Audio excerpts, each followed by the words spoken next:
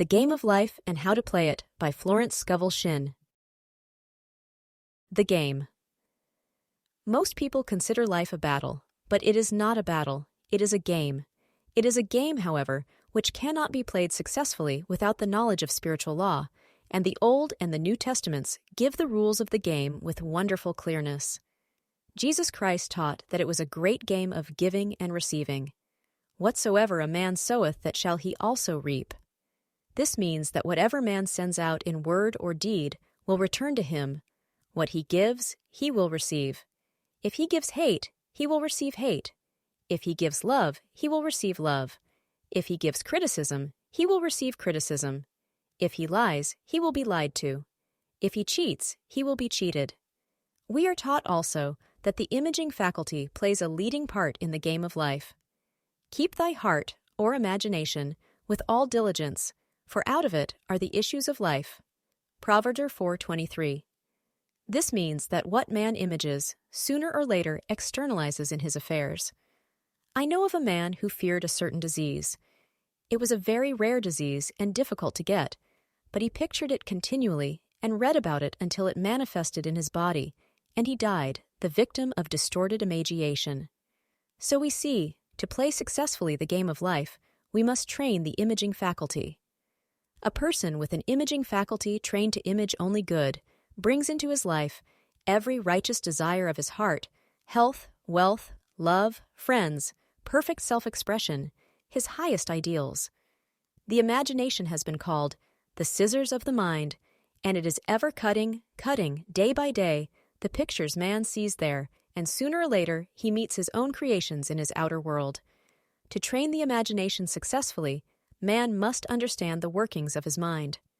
The Greeks said, "Know thyself." There are 3 departments of the mind: the subconscious, conscious, and superconscious. The subconscious is simply power, without direction. It is like steam or electricity, and it does what it is directed to do. It has no power of induction.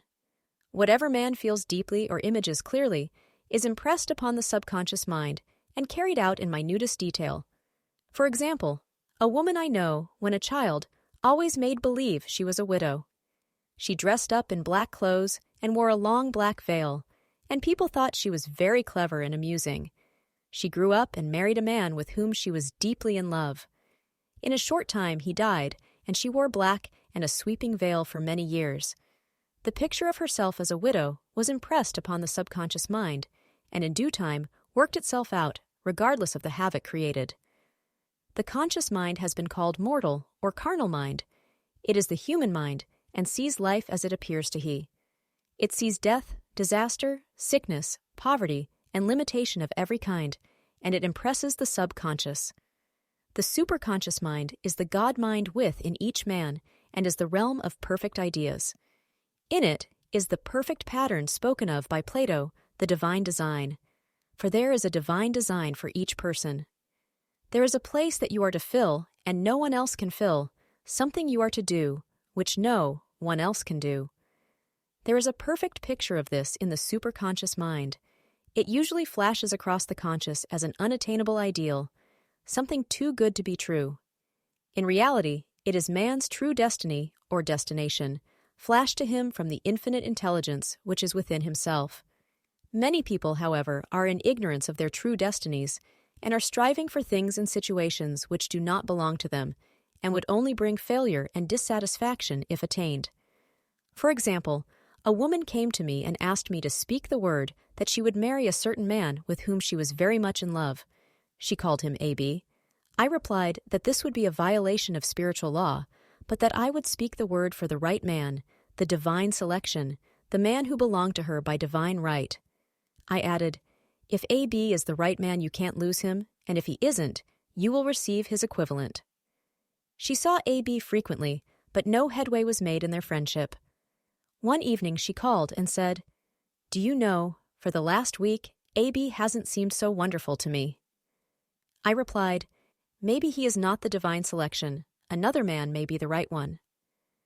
Soon after that, she met another man who fell in love with her at once, and who said she was his ideal. In fact, he said all the things that she had always wished A.B. would say to her. She remarked, It was quite uncanny. She soon returned his love and lost all interest in AB. This shows the law of substitution. A right idea was substituted for a wrong one. Therefore, there was no loss or sacrifice involved. Jesus Christ said, "Seek ye first the kingdom of God and his righteousness, and all these things shall be added unto you." And he said the kingdom was within man. The kingdom is the realm of right ideas, or the divine pattern. Jesus Christ taught that man's words played a leading part in the game of life. By your words ye are justified, and by your words ye are condemned.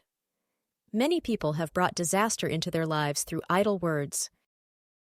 For example, a woman once asked me why her life was now one of poverty of limitation. Formerly, she had a home, was surrounded by beautiful things, and had plenty of money. We found she had often tired of the management of her home and had said repeatedly, "I'm sick and tired of things. I wish I lived in a trunk." And she added, "Today I am living in that trunk." She had spoken herself into a trunk. The subconscious mind has no sense of humor, and people often joke themselves into unhappy experiences. For example, a woman who had a great deal of money joked continually about getting ready for the poorhouse. In a few years, she was almost destitute, having impressed the subconscious mind with a picture of lack and limitation. Fortunately, the law works both ways, and a situation of lack may be changed to one of plenty. For example, a woman came to me one hot summer's day for a treatment for prosperity. She was worn out, dejected, and discouraged. She said she possessed just $8 in the world. I said, "Good, we'll bless the $8 and multiply them as Jesus Christ multiplied the loaves and the fishes. For he taught that every man had the power to bless and to multiply, to heal and to prosper." She said, "What shall I do next?" I replied, "Follow intuition. Have you a hunch to do anything or to go anywhere?" Intuition means intuition, or to be taught from within. It is man's unerring guide, and I will deal more fully with its laws in a following chapter. The woman replied, "I don't know. I seem to have a hunch to go home. I've just enough money for car fare." Her home was in a distant city and was one of lack and limitation, and the reasoning mind, or intellect, would have said, "Stay in New York and get work and make some money." I replied, "Then go home. Never violate a hunch." I spoke the following words for her.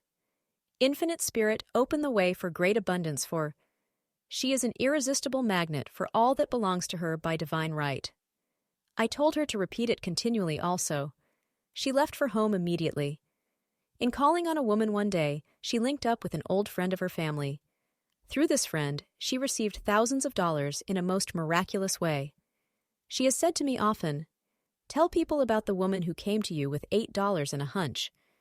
There is always plenty on man's pathway, but it can only be brought into manifestation through desire, faith, or the spoken word. Jesus Christ brought out clearly that man must make the first move. "Ask, and it shall be given you, seek, and ye shall find, knock, and it shall be opened unto you." Matt 7:7. In the Scriptures we read, "Concerning the works of my hands, command ye me." Infinite intelligence God is ever ready to carry out man's smallest or greatest demands. Every desire, uttered or unexpressed, is a demand. We are often startled by having a wish suddenly fulfilled.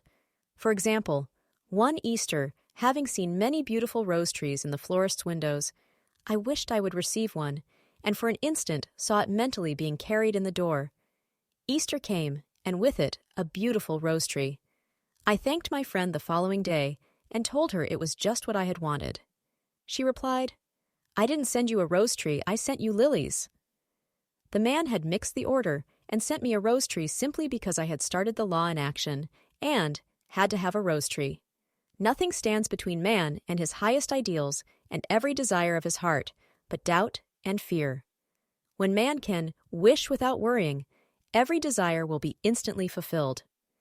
I will explain more fully in a following chapter the scientific reason for this and how fear must be erased from the consciousness. It is man's only enemy: fear of lack, fear of failure, fear of sickness, fear of loss, and a feeling of insecurity on some plane. Jesus Christ said, "Why are ye fearful, O ye of little faith?"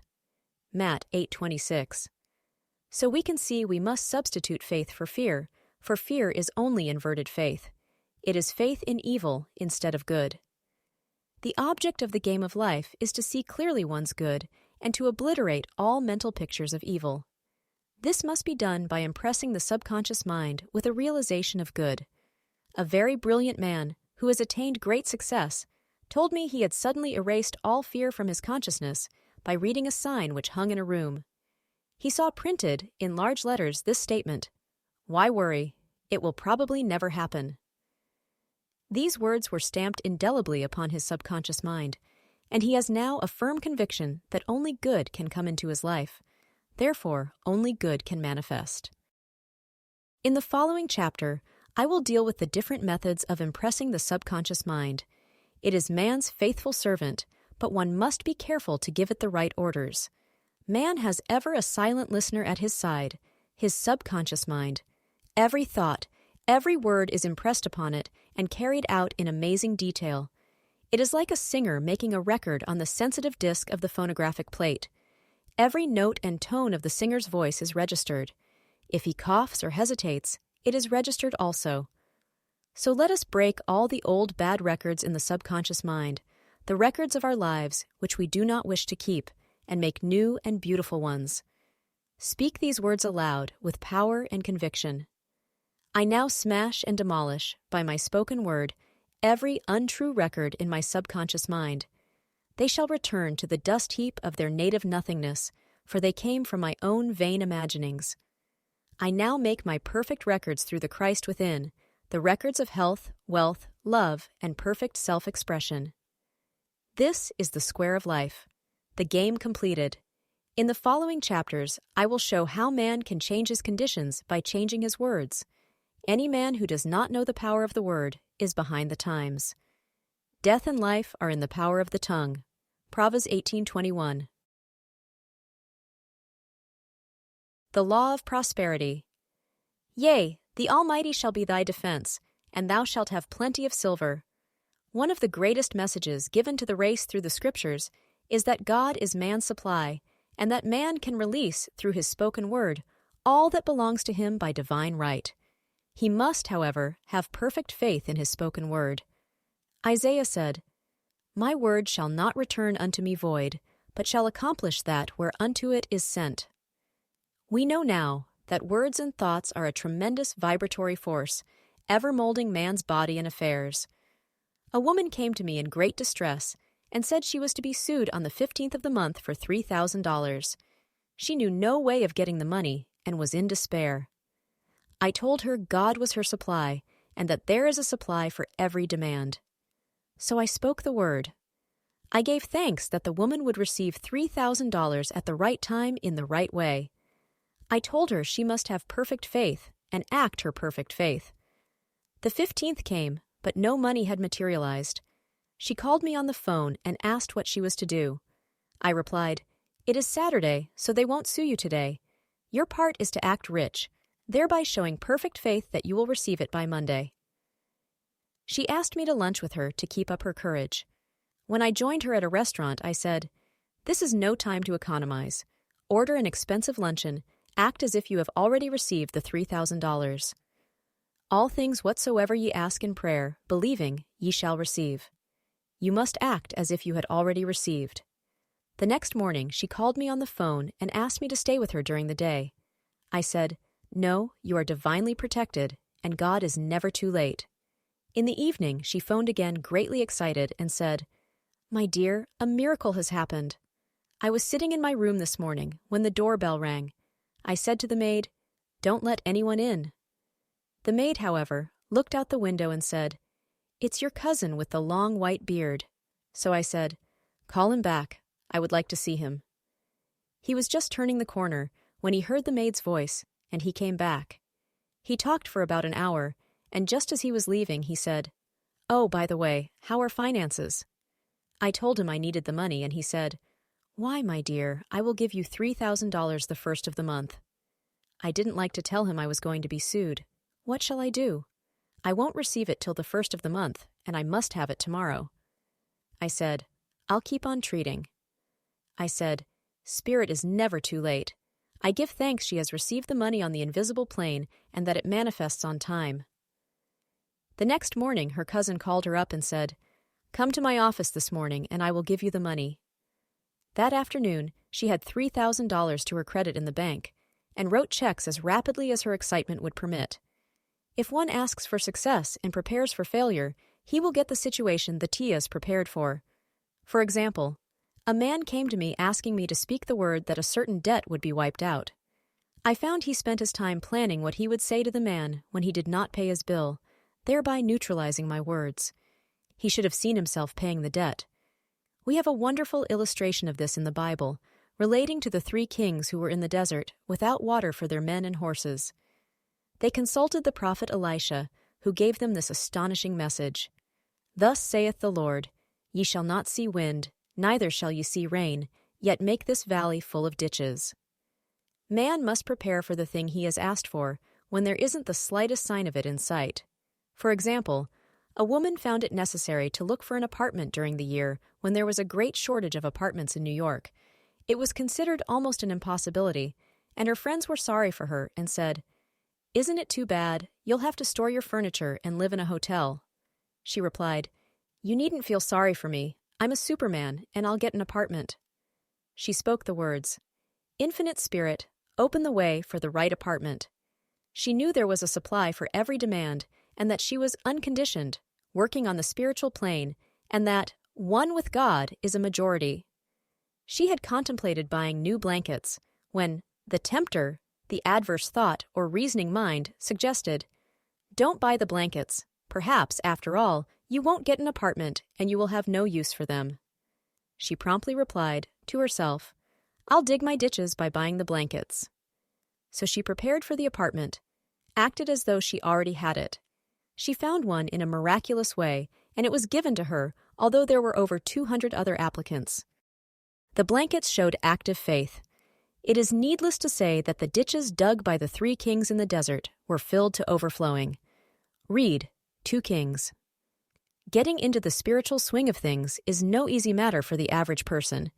The adverse thoughts of doubt, arid fear surge from the subconscious. They are the army of the aliens, which must be put to flight. This explains why it is so often darkest before the dawn. A big demonstration is usually preceded by tormenting thoughts. Having made a statement of high spiritual truth, one challenges the old beliefs in the subconscious, and error is exposed to be put out. This is the time when one must make his affirmations of truth repeatedly, and rejoice and give thanks that he has already received. "Before ye call, I shall answer." This means that every good and perfect gift is already man's awaiting his recognition. Man can only receive what he sees himself receiving. The children of Israel were told that they could have all the land they could see. This is true of every man. He has only the land within his own mental vision. Every great work, every big accomplishment, has been brought into manifestation through holding to the vision, and often just before the big achievement comes apparent failure and discouragement.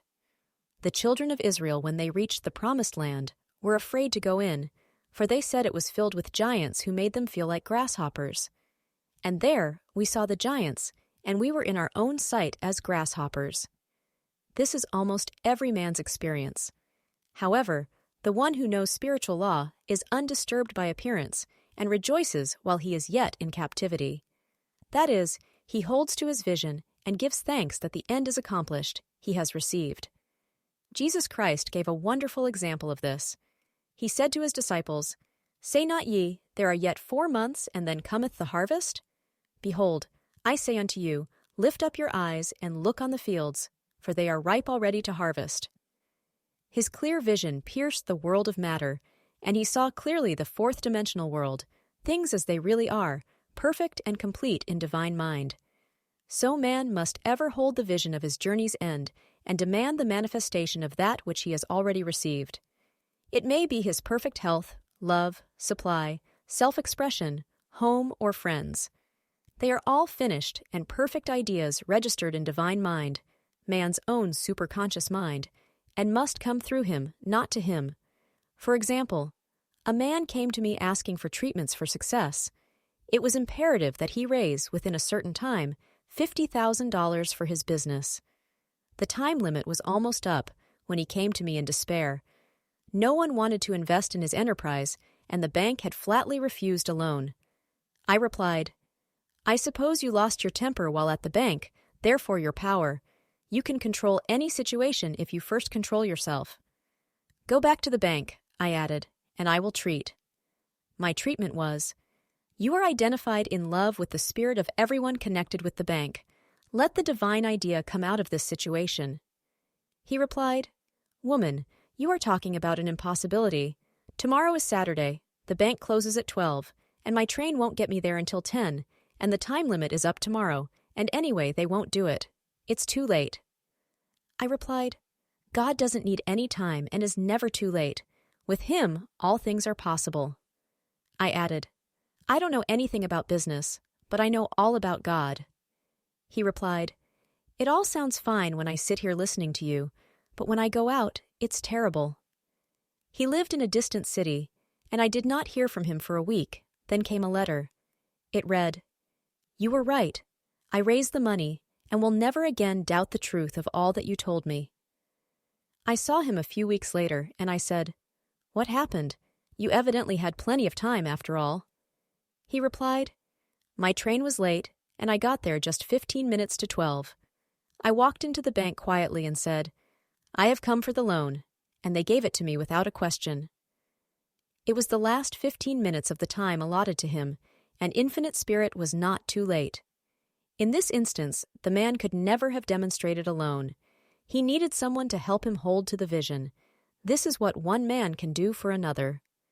Jesus Christ knew the truth of this when he said, "If two of you shall agree on earth as touching anything that they shall ask, it shall be done for them of my Father which is in heaven." One gets too close to his own affairs and becomes doubtful and fearful. The friend or healer sees clearly the success, health, or prosperity, and never wavers because he is not close to the situation.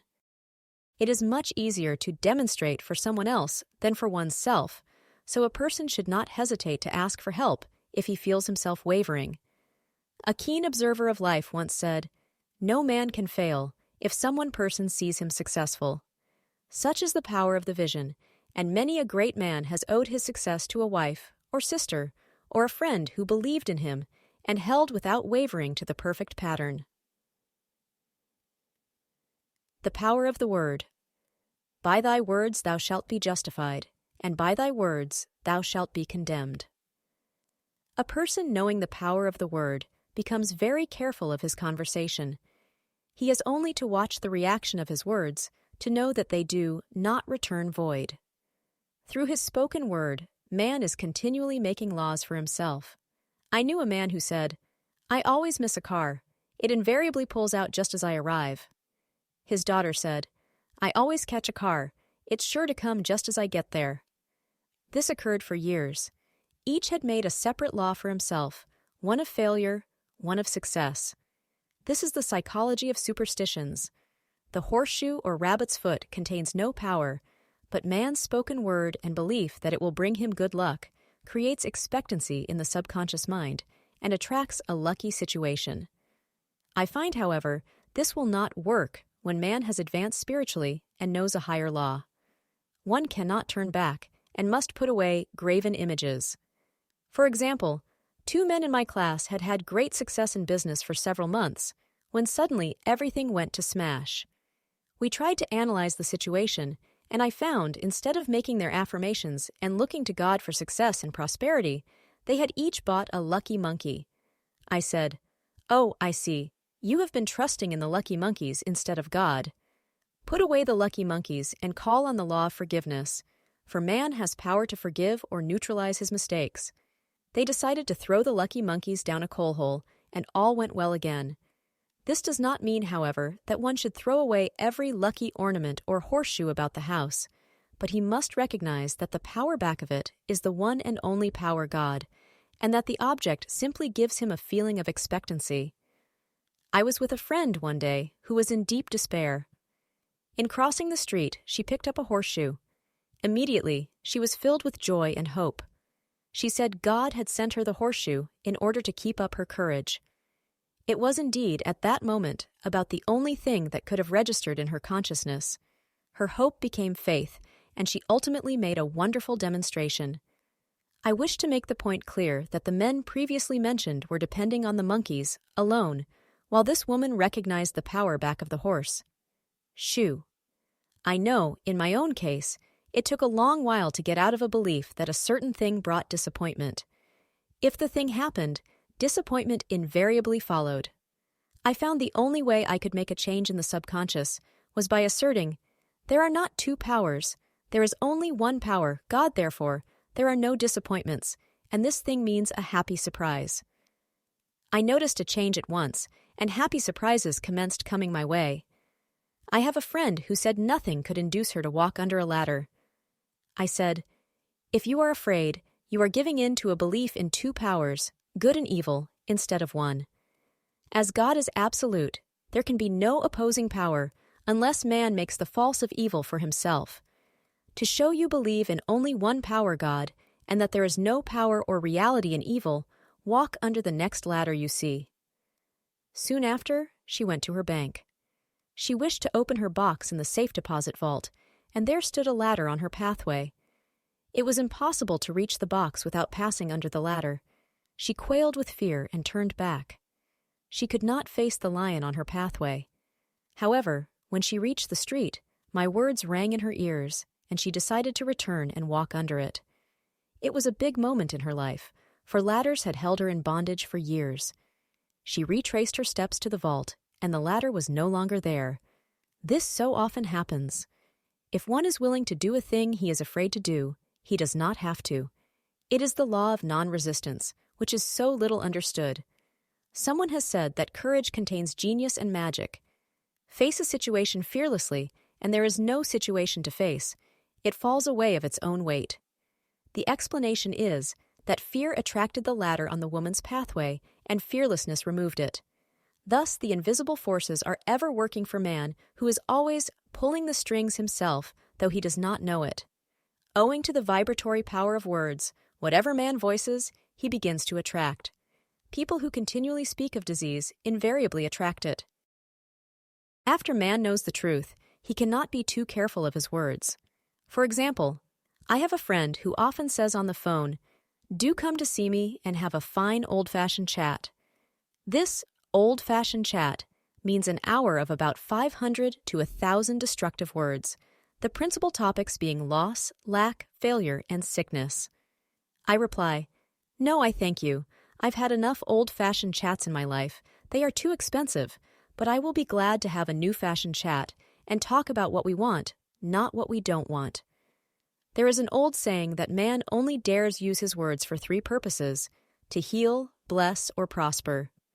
What man says of others will be said of him, and what he wishes for another, he is wishing for himself. Curses, like chickens, come home to roost. If a man wishes someone bad luck, he is sure to attract bad luck himself. If he wishes to aid someone to success, he is wishing and aiding himself to success. The body may be renewed and transformed through the spoken word and clear vision, and disease be completely wiped out of the consciousness. The metaphysician knows that all disease has a mental correspondence, and in order to heal the body, one must first heal the soul. The soul is the subconscious mind, and it must be saved from wrong thinking. In the 23rd Psalm, we read, "He restoreth my soul."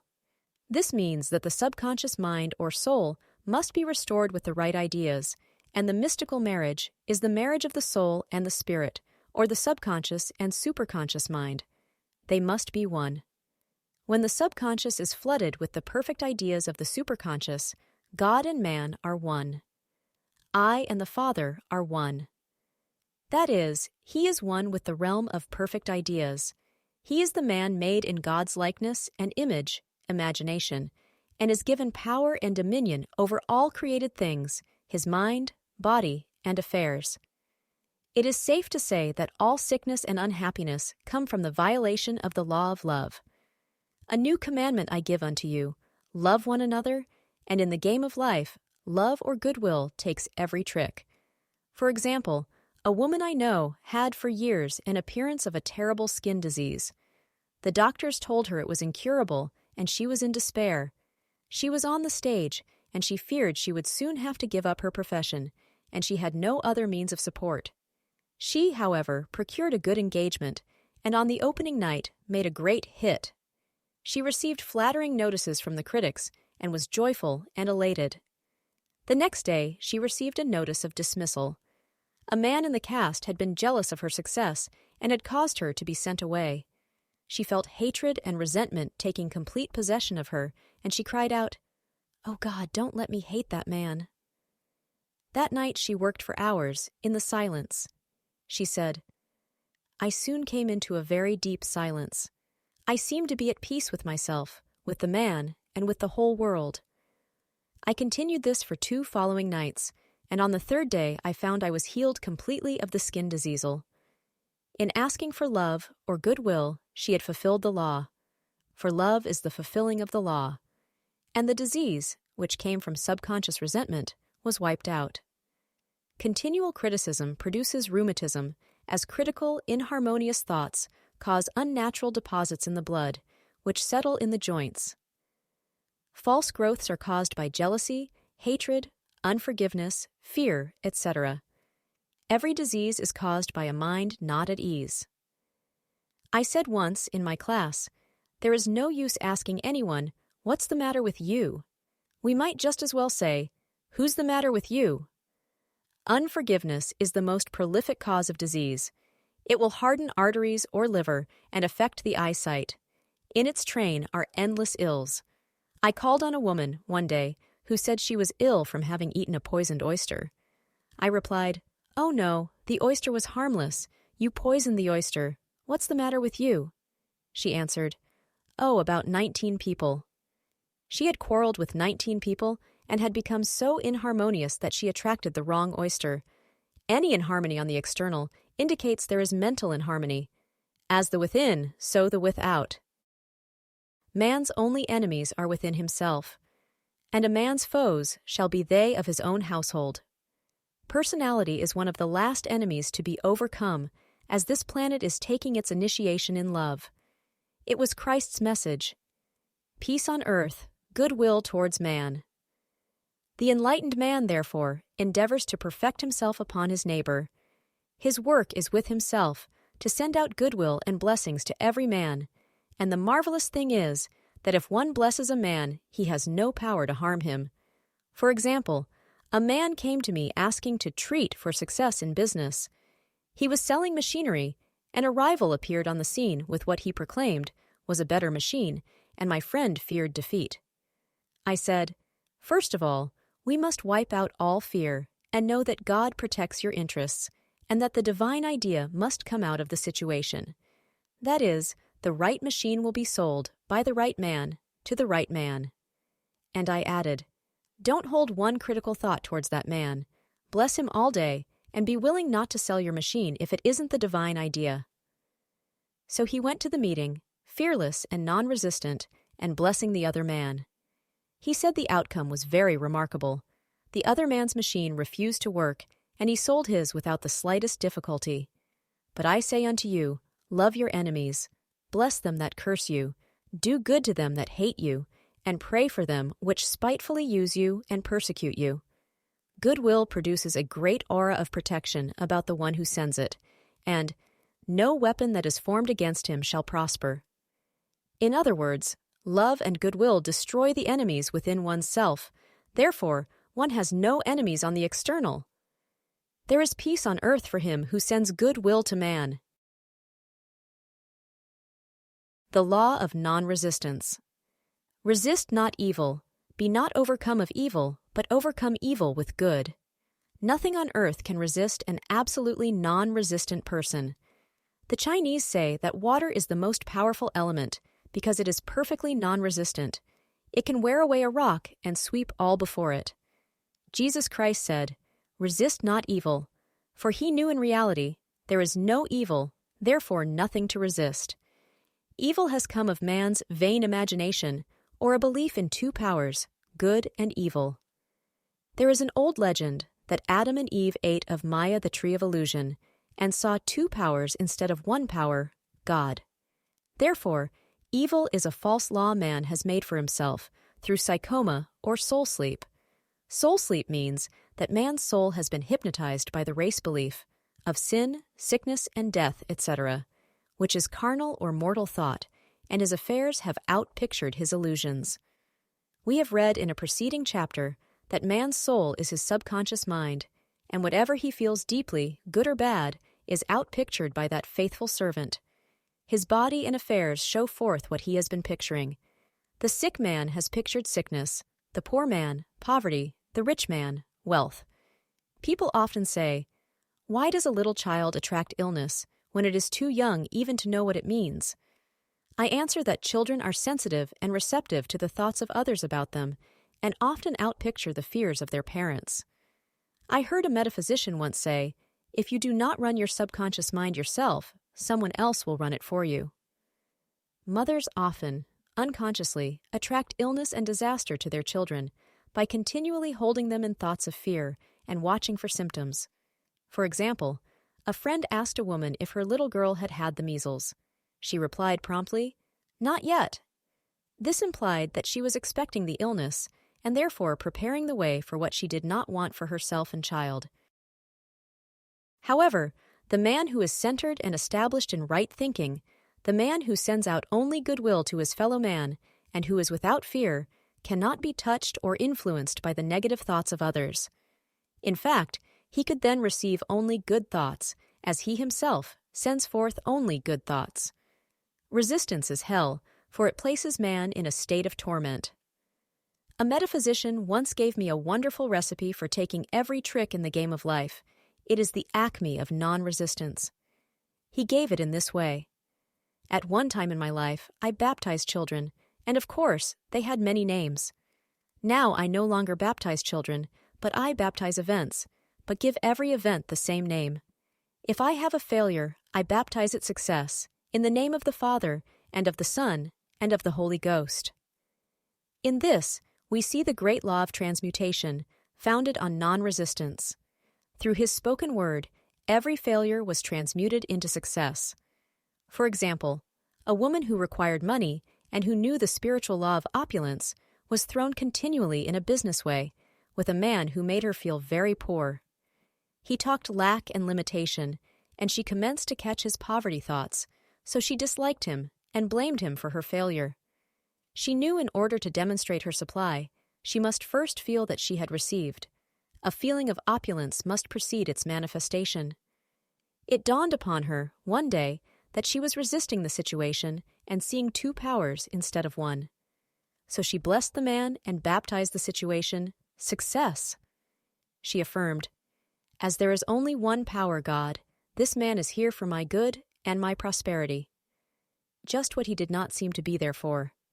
Soon after that, she met, through this man, a woman who gave her for a service rendered several $1,000s, and the man moved to a distant city and faded harmoniously from her life. Make the statement, "Every man is a golden link in the chain of my good, for all men are God in manifestation, awaiting the opportunity given by man himself to serve the divine plan of his life." Bless your enemy, and you rob him of his ammunition. His arrows will be transmuted into blessings. This law is true of nations as well as individuals. Bless a nation, send love and goodwill to every inhabitant, and it is robbed of its power to harm. Man can only get the right idea of non-resistance through spiritual understanding. My students have often said, "I don't want to be a doormat." I reply, when you use non-resistance with wisdom, no one will ever be able to walk over you. Another example. One day, I was impatiently awaiting an important telephone call. I resisted every call that came in and made no outgoing calls myself, reasoning that it might interfere with the one I was awaiting. Instead of saying, "Divine ideas never conflict, the call will come at the right time," leaving it to infinite intelligence to arrange, I commenced to manage things myself. I made the battle mine, not God's, and remained tense and anxious. The bell did not ring for about an hour, and I glanced at the phone and found the receiver had been off that length of time, and the phone was disconnected. My anxiety, fear, and belief in interference had brought on a total eclipse of the telephone. Realizing what I had done, I commenced blessing the situation at once. I baptized it success, and affirmed, "I cannot lose any call that belongs to me by divine right. I am under grace and not under law." A friend rushed out to the nearest telephone to notify the company to reconnect. She entered a crowded grocery, but the proprietor left his customers and attended to the call himself. My phone was connected at once, and 2 minutes later, I received a very important call, and about an hour afterward, the one I had been awaiting. One as ships come in over a calm sea. So long as man resists a situation, he will have it with him. If he runs away, trontet, it vil run after him. For example, I repeated this to a woman one day, and she replied, "How true that is. I was unhappy at home. I disliked my mother, who was critical and domineering. So I ran away and was married. But I married my mother, for my husband was exactly like my mother, and I had the same situation to face again." Agree with thine adversary quickly. That means agree that the adverse situation is good, be undisturbed by it, and it falls away of its own weight. "None of these things move me" is a wonderful affirmation. The inharmonious situation comes from some inharmony within man himself.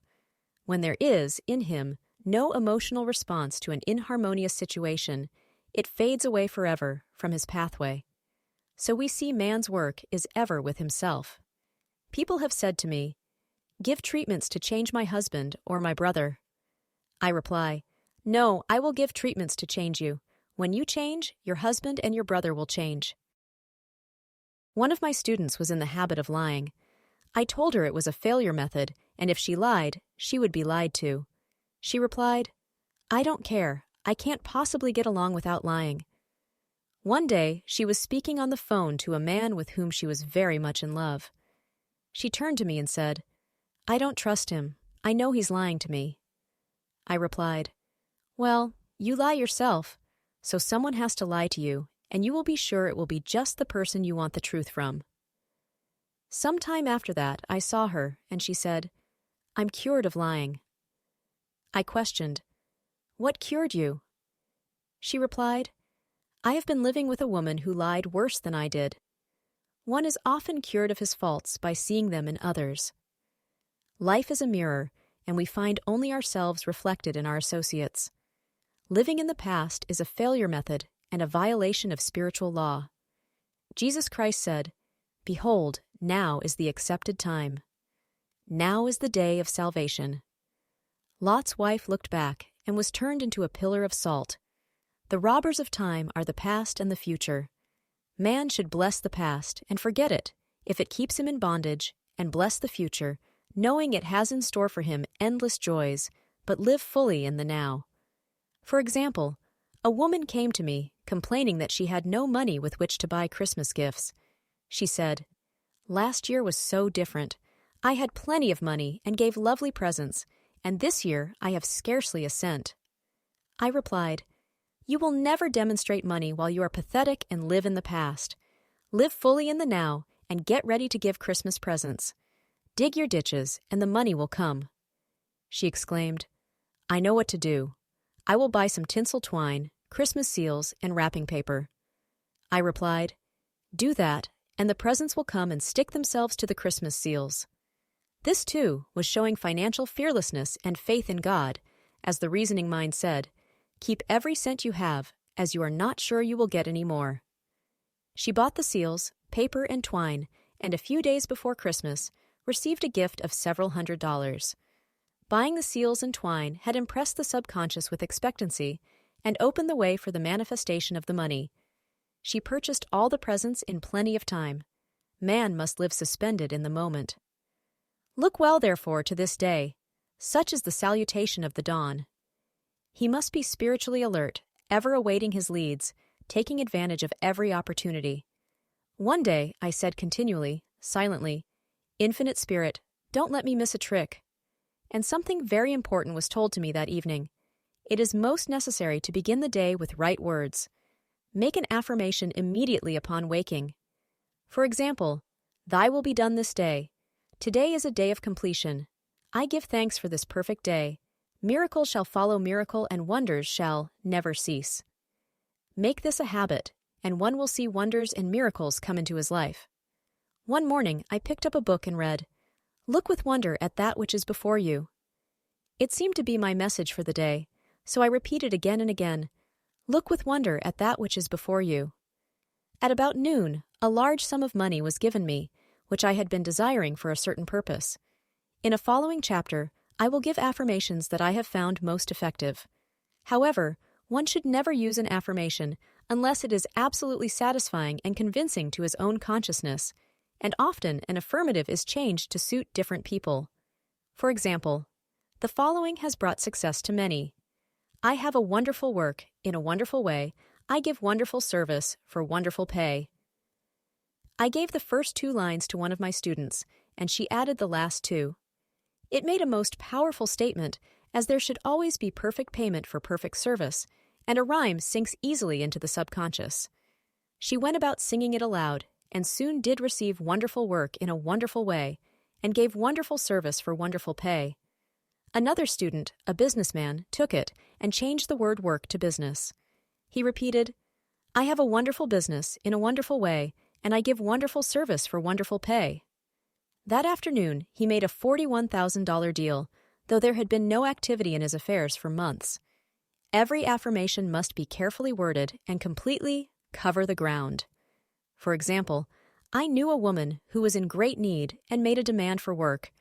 She received a great deal of work, but was never paid anything. She now knows to add, wonderful service for wonderful pay. It is man's divine right to have plenty, more than enough. His barns should be full, and his cup should flow over. This is God's idea for man, and when man breaks down the barriers of lack in his own consciousness, the golden age will be his, and every righteous desire of his heart fulfilled. The law of karma and the law of forgiveness. Man receives only that which he gives. The game of life is a game of boomerangs. Man's thoughts, deeds, and words return to him sooner or later with astounding accuracy. This is the law of karma, which is Sanskrit for comeback. Whatsoever a man soweth, that shall he also reap. For example, a friend told me this story of herself, illustrating the law. She said, I make all my karma on my aunt. Whatever I say to her, someone says to me. I am often irritable at home, and one day said to my aunt, who was talking to me during dinner, no more talk. I wish to eat in peace. The following day, I was lunching with a woman with whom I wished to make a great impression. I was talking animatedly when she said, no more talk. I wish to eat in peace. My friend is high in consciousness, so her karma returns much more quickly than to one on the mental plane. The more man knows, the more he is responsible for, and a person with a knowledge of spiritual law, which he does not practice, suffers greatly in consequence.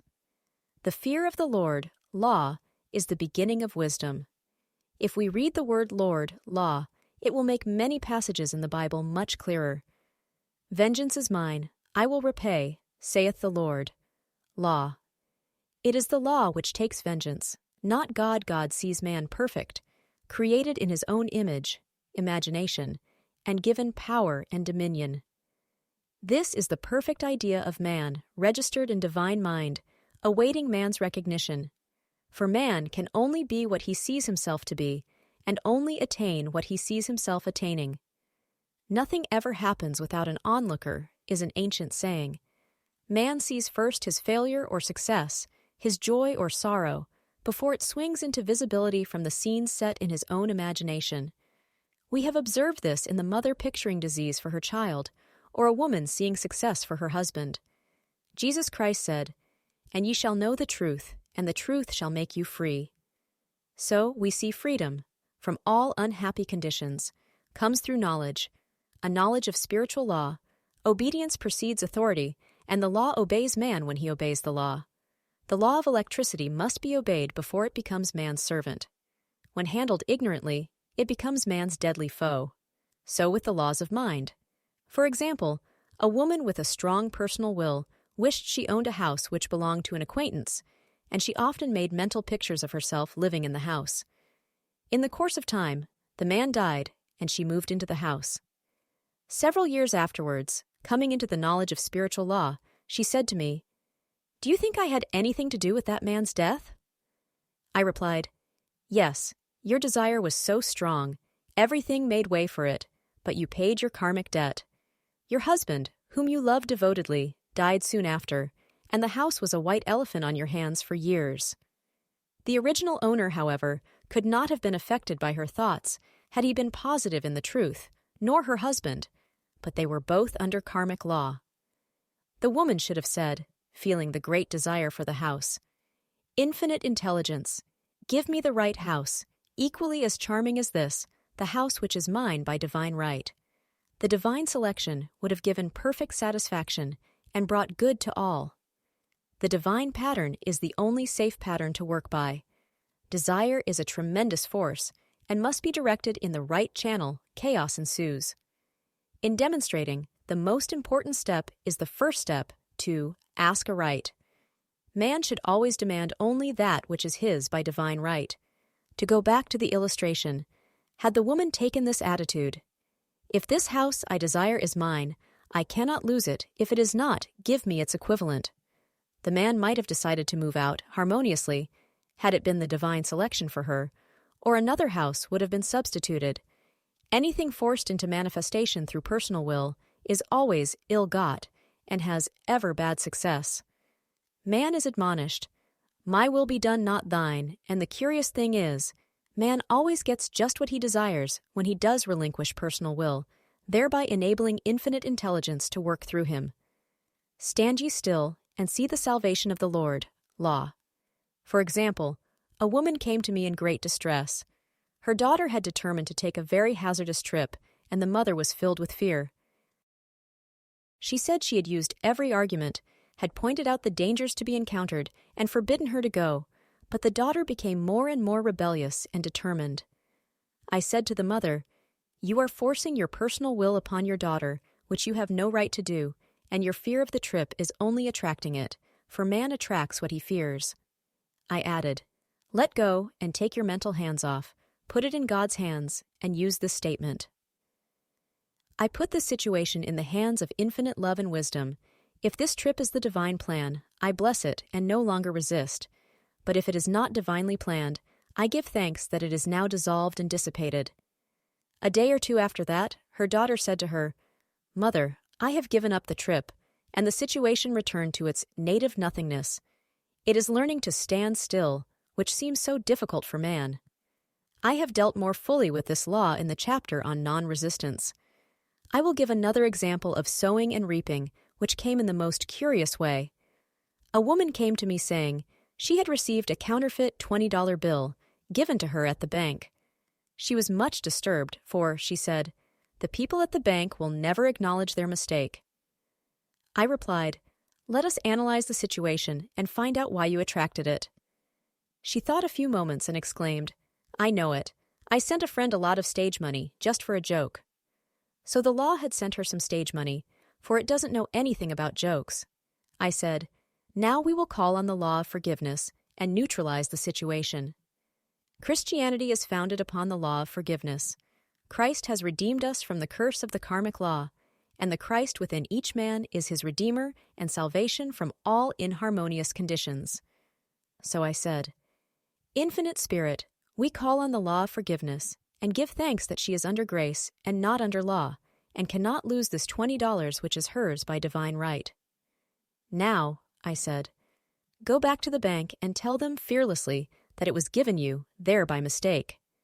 She obeyed, and to her surprise, they apologized and gave her another bill, treating her most courteously. So knowledge of the law gives man power to rub out his mistakes. Man cannot force the external to be what he is not. If he desires riches, he must be rich first in consciousness. For example, a woman came to me asking treatment for prosperity. She did not take much interest in her household affairs, and her home was in great disorder. I said to her, "If you wish to be rich, you must be orderly. All men with great wealth are orderly, and order is heaven's first law." I added, "You will never become rich with a burnt match in the pincushion." She had a good sense of humor and commenced immediately, putting her house in order. She rearranged furniture, straightened out bureau drawers, cleaned rugs, and soon made a big financial demonstration, a gift from a relative. The woman, herself, became made over, and keeps herself keyed up financially by being ever watchful of the external and expecting prosperity, knowing God is her supply.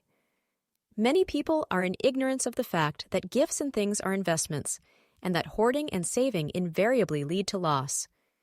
There is that scattereth, and yet increaseth, and there is that withholdeth more than is meet, but it tendeth to poverty. For example, I knew a man who wanted to buy a fur-lined overcoat. He and his wife went to various shops, but there was none he wanted. He said they were all too cheap-looking.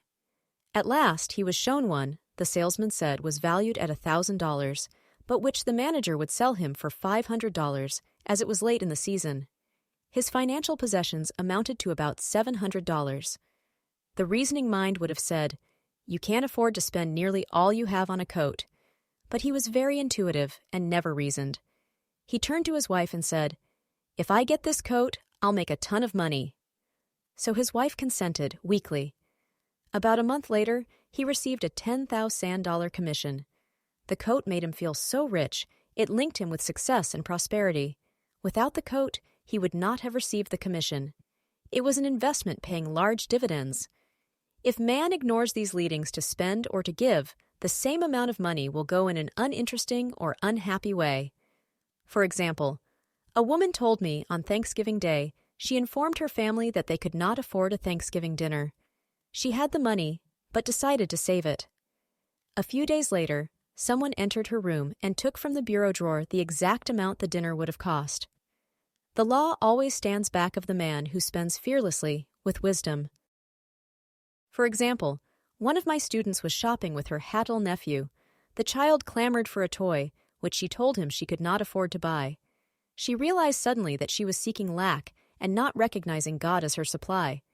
So she bought the toy, and on her way home picked up in the street the exact amount of money she had paid for it. Man's supply is inexhaustible and unfailing when fully trusted, but faith or trust must precede the demonstration. According to your faith be it unto you. Faith is the substance of things hoped for, the evidence of things not seen. For faith holds the vision steady, and the adverse pictures are dissolved and dissipated, and, in due season, we shall reap if we faint not. Jesus Christ brought the good news, the gospel, that there was a higher law than the law of karma, and that law transcends the law of karma. It is the law of grace, or forgiveness. It is the law which frees man from the law of cause and effect, the law of consequence. Under grace and not under law. We are told that on this plane, man reaps where he has not sown. The gifts of God are simply poured out upon him. All that the kingdom affords is his. This continued state of bliss awaits the man who has overcome the race, or world thought. In the world, thought there is tribulation, but Jesus Christ said, "Be of good cheer, I have overcome the world." The world thought is that of sin, sickness, and death. He saw their absolute unreality and said sickness and sorrow shall pass away, and death itself, the last enemy, be overcome. We know now, from a scientific standpoint, that death could be overcome by stamping the subconscious mind with the conviction of eternal youth and eternal life. The subconscious, being simply power without direction, carries out orders without questioning. Working under the direction of the superconscious, the Christ or God within man, the resurrection of the body would be accomplished. Man would no longer throw off his body in death. It would be transformed into the body electric, sung by Walt Whitman, for Christianity is founded upon the forgiveness of sins and an empty tomb. Casting the burden. Impressing the subconscious. When man knows his own powers and the workings of his mind, his great desire is to find an easy and quick way to impress the subconscious with good, for simply an intellectual knowledge of the truth will not bring results. In my own case, I found the easiest way is in casting the burden. A metaphysician once explained it in this manner. He said, "The only thing which gives anything weight in nature is the law of gravitation, and if a boulder could be taken high above the planet, there would be no weight in that boulder. And that is what Jesus Christ meant when he said, 'My yoke is easy, and my burden is light.' He had overcome the world vibration and functioned in the fourth dimensional realm, where there is only perfection, completion, life, and joy. He said, "Come to me, all ye that labor and are heavy laden, and I will give you rest. Take my yoke upon you, for my yoke is easy, and my burden is light." We are also told in the 55th Psalm to cast thy burden upon the Lord. Many passages in the Bible state that the battle is God's, not man's, and that man is always to stand still and see the salvation of the Lord. This indicates that the superconscious mind, or Christ within, is the department which fights man's battle and relieves him of burdens. We see, therefore, that man violates law if he carries a burden, and a burden is an adverse thought or condition, and this thought or condition has its root in the subconscious. It seems almost impossible to make any headway directing the subconscious from the conscious or reasoning mind, as the reasoning mind, the intellect, is limited in its conceptions and filled with doubts and fears. How scientific it then is to cast the burden upon the superconscious mind, or Christ within, where it is made light or dissolved into its native nothingness. For example, a woman in urgent need of money made light upon the Christ within, the superconscious, with the statement, "I cast this burden of lack on the Christ within, and I go free to have plenty." The belief in lack was her burden, and as she cast it upon the superconscious with its belief of plenty, an avalanche of supply was the result. We read, "The Christ in you, the hope of glory." Another example. One of my students had been given a new piano, and there was no room in her studio for it until she had moved out the old one. She was in a state of perplexity. She wanted to keep the old piano, but knew of no place to send it. She became desperate, as the new piano was to be sent immediately. In fact, was on its way, with no place to put it. She said it came to her to repeat, "I cast this burden on the Christ within, and I go free." A few moments later, her phone rang, and a woman friend asked if she might rent her old piano, and it was moved out a few minutes before the new one arrived. I knew a woman whose burden was resentment. She said, "I cast this burden of resentment on the Christ within, and I go free to be loving, harmonious, and happy." The almighty superconscious flooded the subconscious with love, and her whole life was changed. For years, resentment had held her in a state of torment and imprisoned her soul, the subconscious mind. The statement should be made over and over and over, sometimes for hours at a time, silently or audibly, with quietness but determination. I have often compared it to winding up a Victrola. We must wind ourselves up with spoken words. I have noticed, in casting the burden, after a little while, one seems to see clearly. It is impossible to have clear vision while in the throes of carnal mind. Doubts and fear poison the mind and body, and imagination runs riot, attracting disaster and disease. In steadily repeating the affirmation, "I cast this burden on the Christ within and go free," the vision clears, and with it a feeling of relief, and sooner or later comes the manifestation of good, be it health, happiness, or supply. One of my students once asked me to explain the darkness before the dawn. I referred in a preceding chapter to the fact that often, before the big demonstration, everything seems to go wrong, and deep depression clouds the consciousness. It means that out of the subconscious are rising the doubts and fears of the ages. These old derelicts of the subconscious rise to the surface, to be put out. It is then that man should clap his cymbals like Jehoshaphat and give thanks that he is saved, even though he seems surrounded by the enemy, the situation of lack or disease. The student continued, "How long must one remain in the dark?" And I replied, "Until one can see in the dark, and casting the burden enables one to see in the dark. In order to impress the subconscious, active faith is always essential. Faith without works is dead." In these chapters, I have endeavored to bring out this point. Jesus Christ showed active faith when he commanded the multitude to sit down on the ground before he gave thanks for the loaves and the fishes. I will give another example showing how necessary this step is. In fact, active faith is the bridge over which man passes to his promised land. Through misunderstanding, a woman had been separated from her husband, whom she loved deeply. He refused all offers of reconciliation and would not communicate with her in any way. Coming into the knowledge of spiritual law, she denied the appearance of separation. She made this statement, There is no separation in divine mind, therefore, cannot be separated from the love and companionship which are mine by divine right. She showed active faith by arranging a place for him at the table every day, thereby impressing the subconscious with a picture of his return. Over a year passed, but she never wavered, and one day he walked in. The subconscious is often impressed through music. Music has a fourth-dimensional quality and releases the soul from imprisonment. It makes wonderful things seem possible and easy of accomplishment. I have a friend who uses her Victrola daily for this purpose. It puts her in perfect harmony and releases the imagination. Another woman often dances while making her affirmations. The rhythm and harmony of music and motion carry her words forth with tremendous power. The student must remember also not to despise the day of small things. Invariably, before a demonstration, come signs of land. Before Columbus reached America, he saw birds and twigs which showed him land was near. So it is with a demonstration. But often the student mistakes it for the demonstration itself and is disappointed. For example, a woman had spoken the word for a set of dishes. Not long afterwards, a friend gave her a dish which was old and cracked. She came to me and said, "Well, I asked for a set of dishes and all I got was a cracked plate." I replied, "The plate was only signs of land. It shows your dishes are coming. Look upon it as birds and seaweed."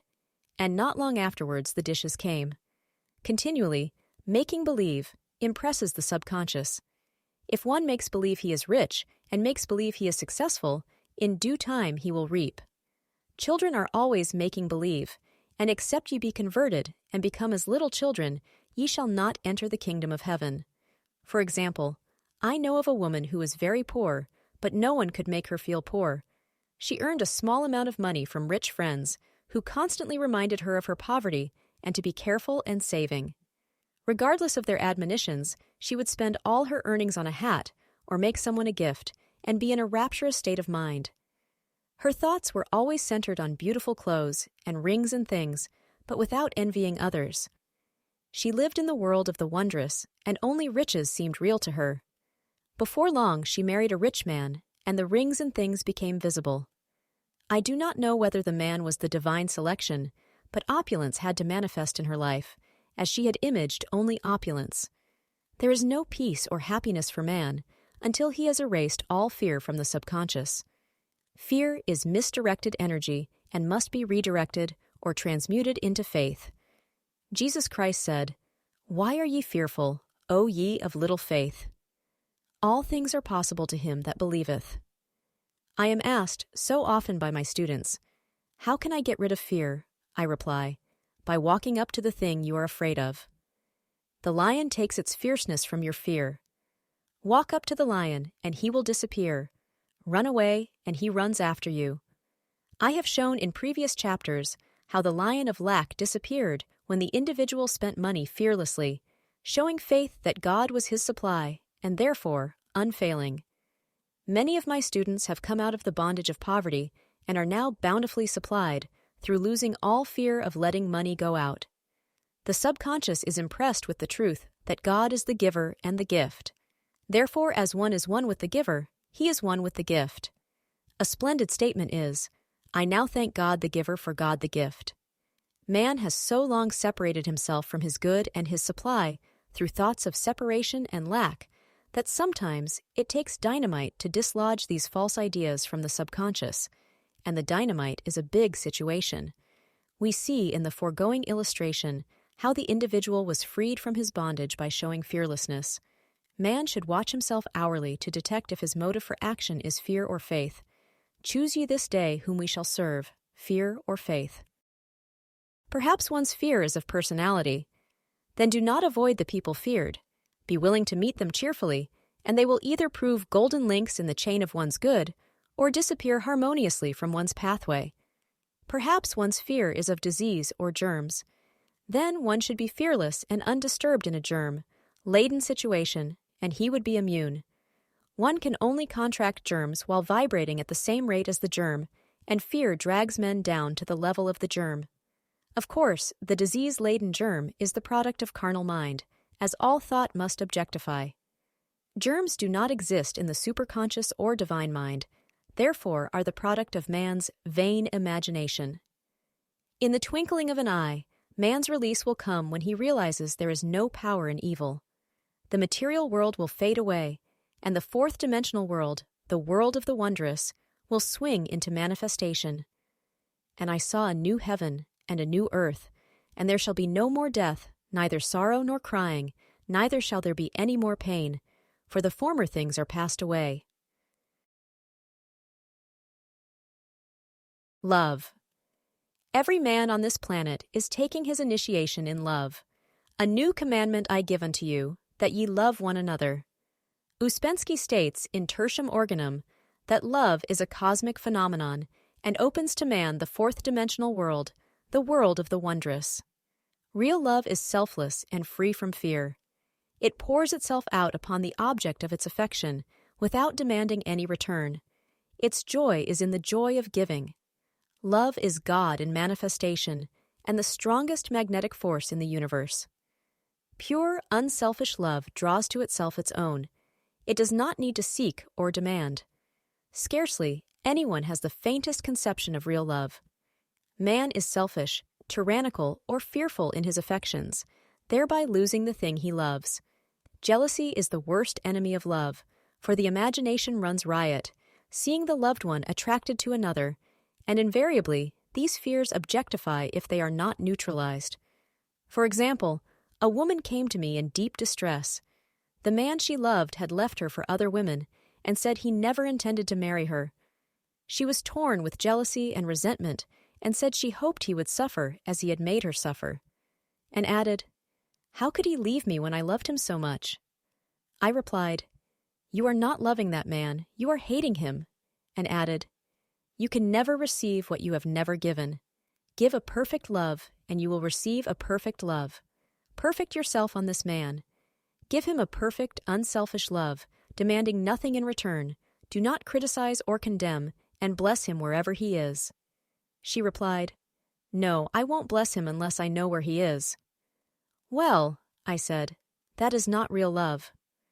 When you send out real love will return to you, either from this man or his equivalent. For if this man is not the divine selection, you will not want him. As you are one with God, you are one with the love which belongs to you by divine right." Several months passed, and matters remained about the same, but she was working conscientiously with herself. I said, "When you are no longer disturbed by his cruelty, he will cease to be cruel, as you are attracting it through your own emotions." Then I told her of a brotherhood in India who never said, "Good morning" to each other. They used these words, "Salute the divinity in you." They saluted the divinity in every man and in the wild animals in the jungle, and they were never harmed, for they saw only God in every living thing. I said, "Salute the divinity in this man and say, 'I see your divine self only. I see you as God sees you, perfect, made in his image and likeness.'" She found she was becoming more poised and gradually losing her resentment. He was a captain, and she always called him the Cap. One day, she said suddenly, "God bless the Cap wherever he is." I replied, "Now, that is real love, and when you have become a complete circle and are no longer disturbed by the situation, you will have his love, or attract its equivalent." I was moving at this time, and did not have a telephone, so was out of touch with her for a few weeks, when one morning I received a letter saying, "We are married." At the earliest opportunity, I paid her a call. My first words were, "What happened?" "Oh," she exclaimed, "a miracle! One day I woke up, and all suffering had ceased. I saw him that evening, and he asked me to marry him. We were married in about a week, and I have never seen a more devoted man." There is an old saying, "No man is your enemy, no man is your friend, every man is your teacher." So one should become impersonal and learn what each man has to teach him, and soon he would learn his lessons and be free. The woman's lover was teaching her selfless love, which every man, sooner or later, must learn. Suffering is not necessary for man's development. It is the result of violation of spiritual law, but few people seem able to rouse themselves from their soul sleep without it. When people are happy, they usually become selfish, and automatically the law of karma is set in action. Man often suffers loss through lack of appreciation. I knew a woman who had a very nice husband, but she said often, I don't care anything about being married, but that is nothing against my husband. I'm simply not interested in married life. She had other interests, and scarcely remembered she had a husband. She only thought of him when she saw him. One day, her husband told her he was in love with another woman and left. She came to me in distress and resentment. I replied, "It is exactly what you spoke the word for. You said you didn't care anything about being married, so the subconscious worked to get you unmarried." She said, "Oh yes, I see. People get what they want and then feel very much hurt." She soon became in perfect harmony with the situation and knew they were both much happier apart. When a woman becomes indifferent or critical and ceases to be an inspiration to her husband, he misses the stimulus of their early relationship and is restless and unhappy. A man came to me dejected, miserable, and poor. His wife was interested in the science of numbers and had him read.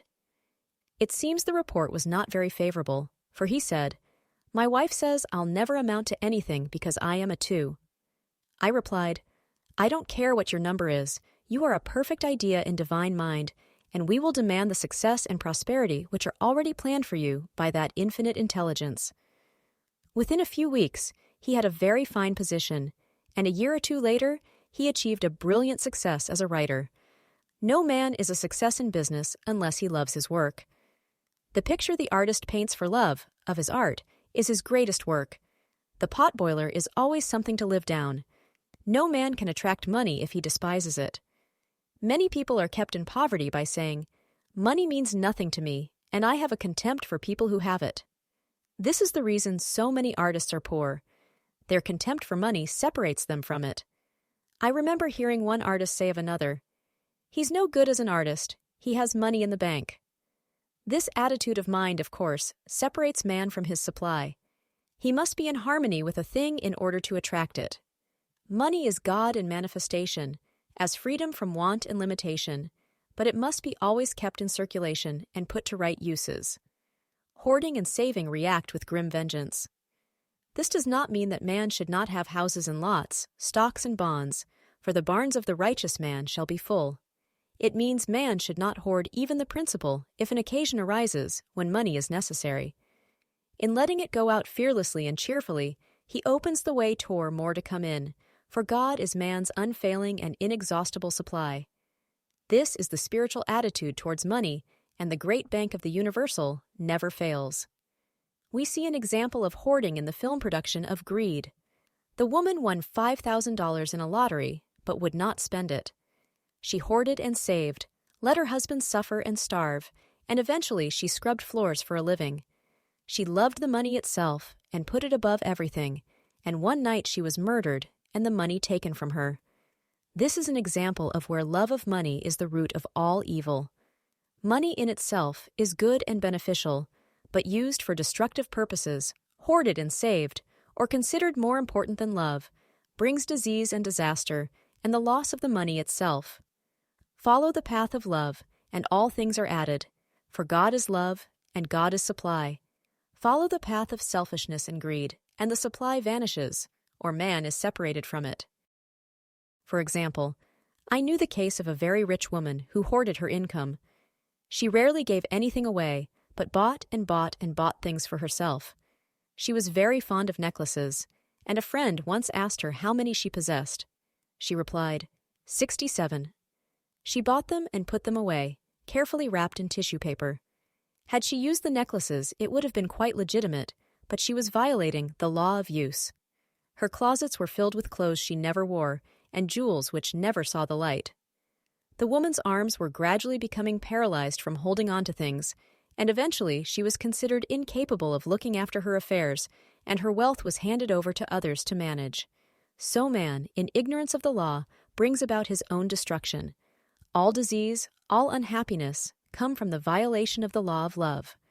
Man's boomerangs of hate, resentment, and criticism come back laden with sickness and sorrow. Love seems almost a lost art, but the man with the knowledge of spiritual law knows it must be regained, for without it he has become as sounding brass and tinkling cymbals. For example, I had a student who came to me month after month to clean her consciousness of resentment. After a while, she arrived at the point where she resented only one woman, but that one woman kept her busy.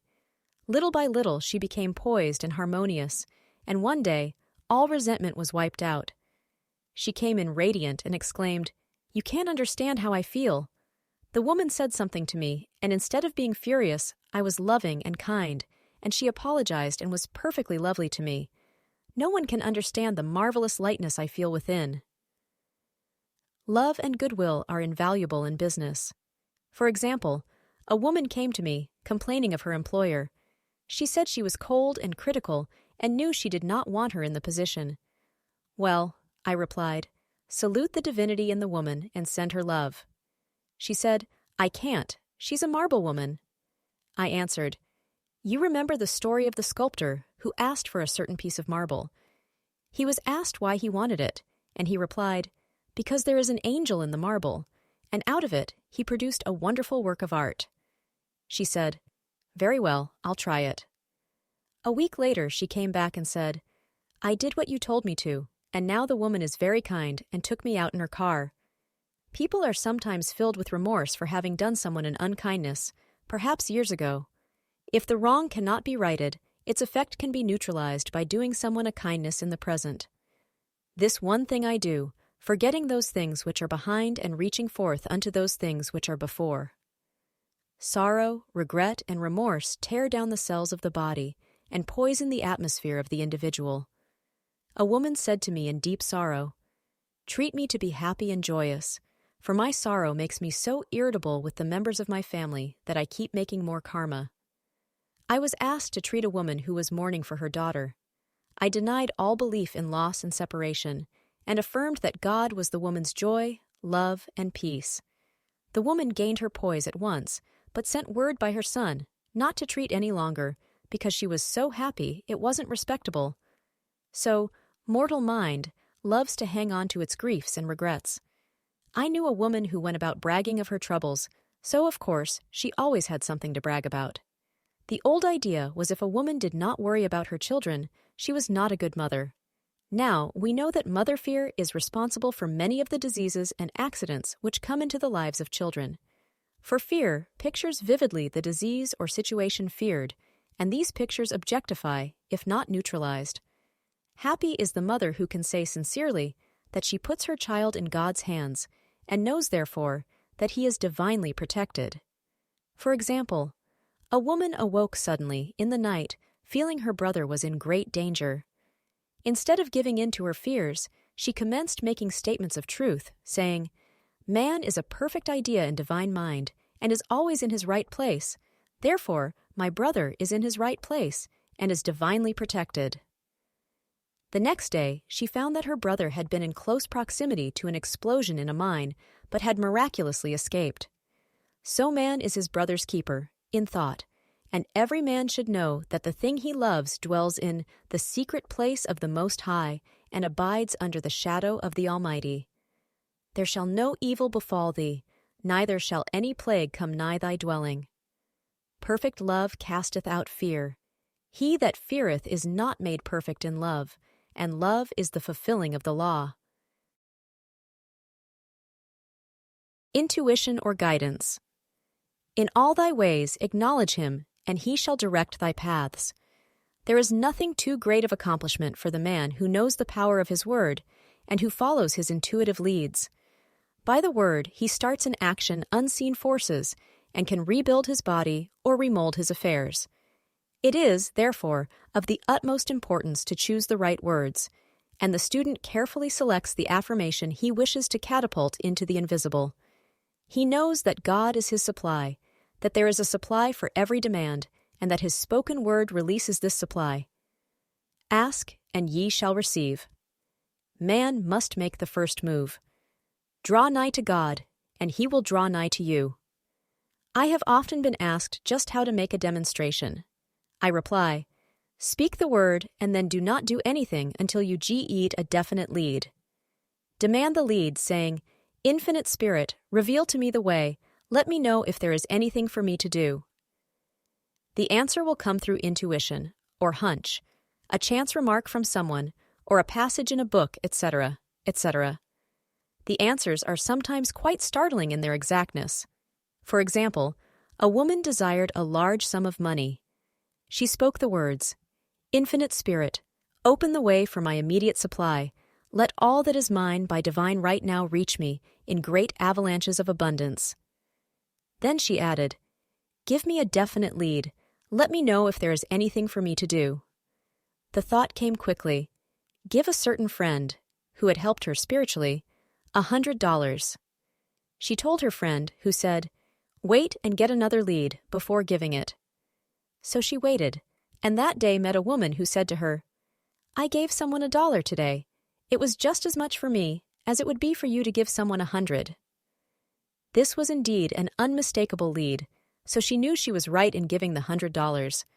It was a gift which proved a great investment, for shortly after that, a large sum of money came to her in a remarkable way. Giving opens the way for receiving. In order to create activity in finances, one should give. Tithing or giving 1/10 of one's income is an old Jewish custom and is sure to bring increase. Many of the richest men in this country have been tithers, and I have never known it to fail as an investment. The 10th part goes forth and returns blessed and multiplied. But the gift or tithe must be given with love and cheerfulness, for God loveth a cheerful giver. Bills should be paid cheerfully. All money should be sent forth fearlessly and with a blessing. This attitude of mind makes man master of money. It is his to obey, and his spoken word then opens vast reservoirs of wealth. Man himself limits his supply by his limited vision. Sometimes the student has a great realization of wealth, but is afraid to act. The vision and action must go hand in hand, as in the case of the man who bought the fur-lined overcoat. A woman came to me asking me to speak the word for a position. So I demanded, "Infinite Spirit, open the way for this woman's right position." Never ask for just a position. Ask for the right position, the place already planned in divine mind, as it is the only one that will give satisfaction. I then gave thanks that she had already received, and that it would manifest quickly. Very soon, she had 3 positions offered her, 2 in New York and 1 in Palm Beach, and she did not know which to choose. I said, "Ask for a definite lead." The time was almost up and was still undecided, when one day she telephoned, "When I woke up this morning, I could smell Palm Beach." She had been there before and knew its balmy fragrance. I replied, "Well, if you can smell Palm Beach from here, it is certainly your lead." She accepted the position, and it proved a great success. Often, one's lead comes at an unexpected time. One day, I was walking down the street when I suddenly felt a strong urge to go to a certain bakery, a block or 2 away. The reasoning mind resisted, arguing, "There is nothing there that you want." However, I had learned not to reason, so I went to the bakery, looked at everything, and there was certainly nothing there that I wanted. But coming out, I encountered a woman I had thought of often, and who was in great need of the help which I could give her. So often, one goes for one thing and finds another. Intuition is a spiritual faculty and does not explain, but simply points the way. A person often receives a lead during a treatment. The idea that comes may seem quite irrelevant, but some of God's leadings are mysterious.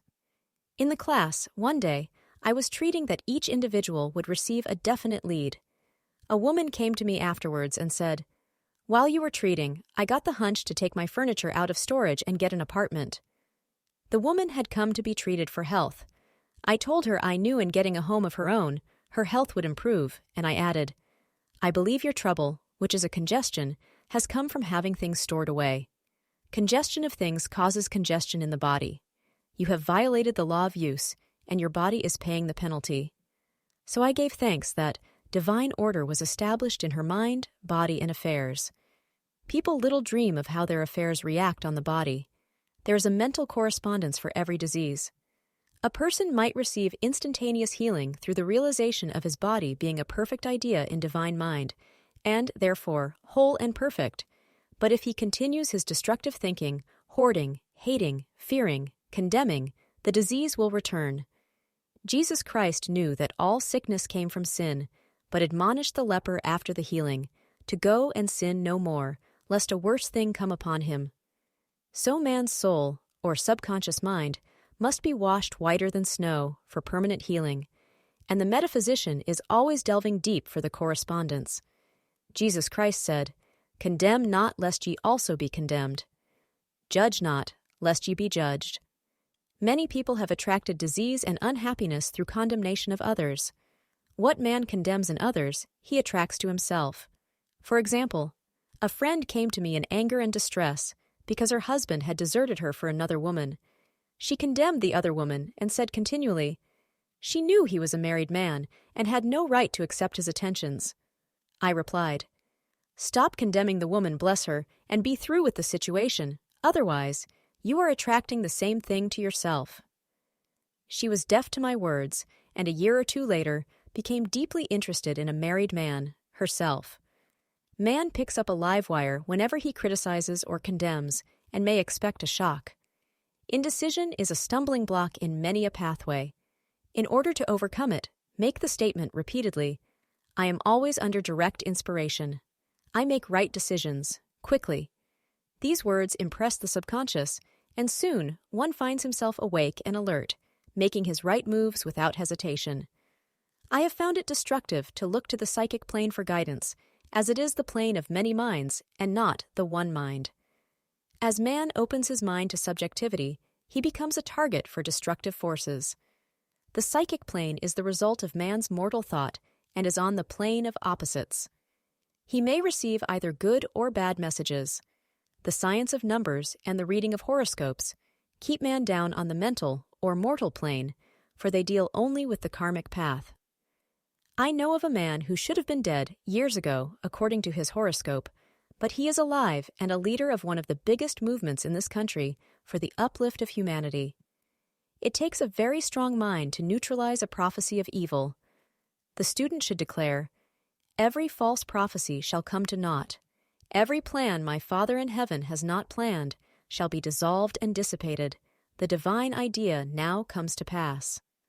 However, if any good message has ever been given one of coming happiness or wealth, harbor and expect it, and it will manifest sooner or later through the law of expectancy.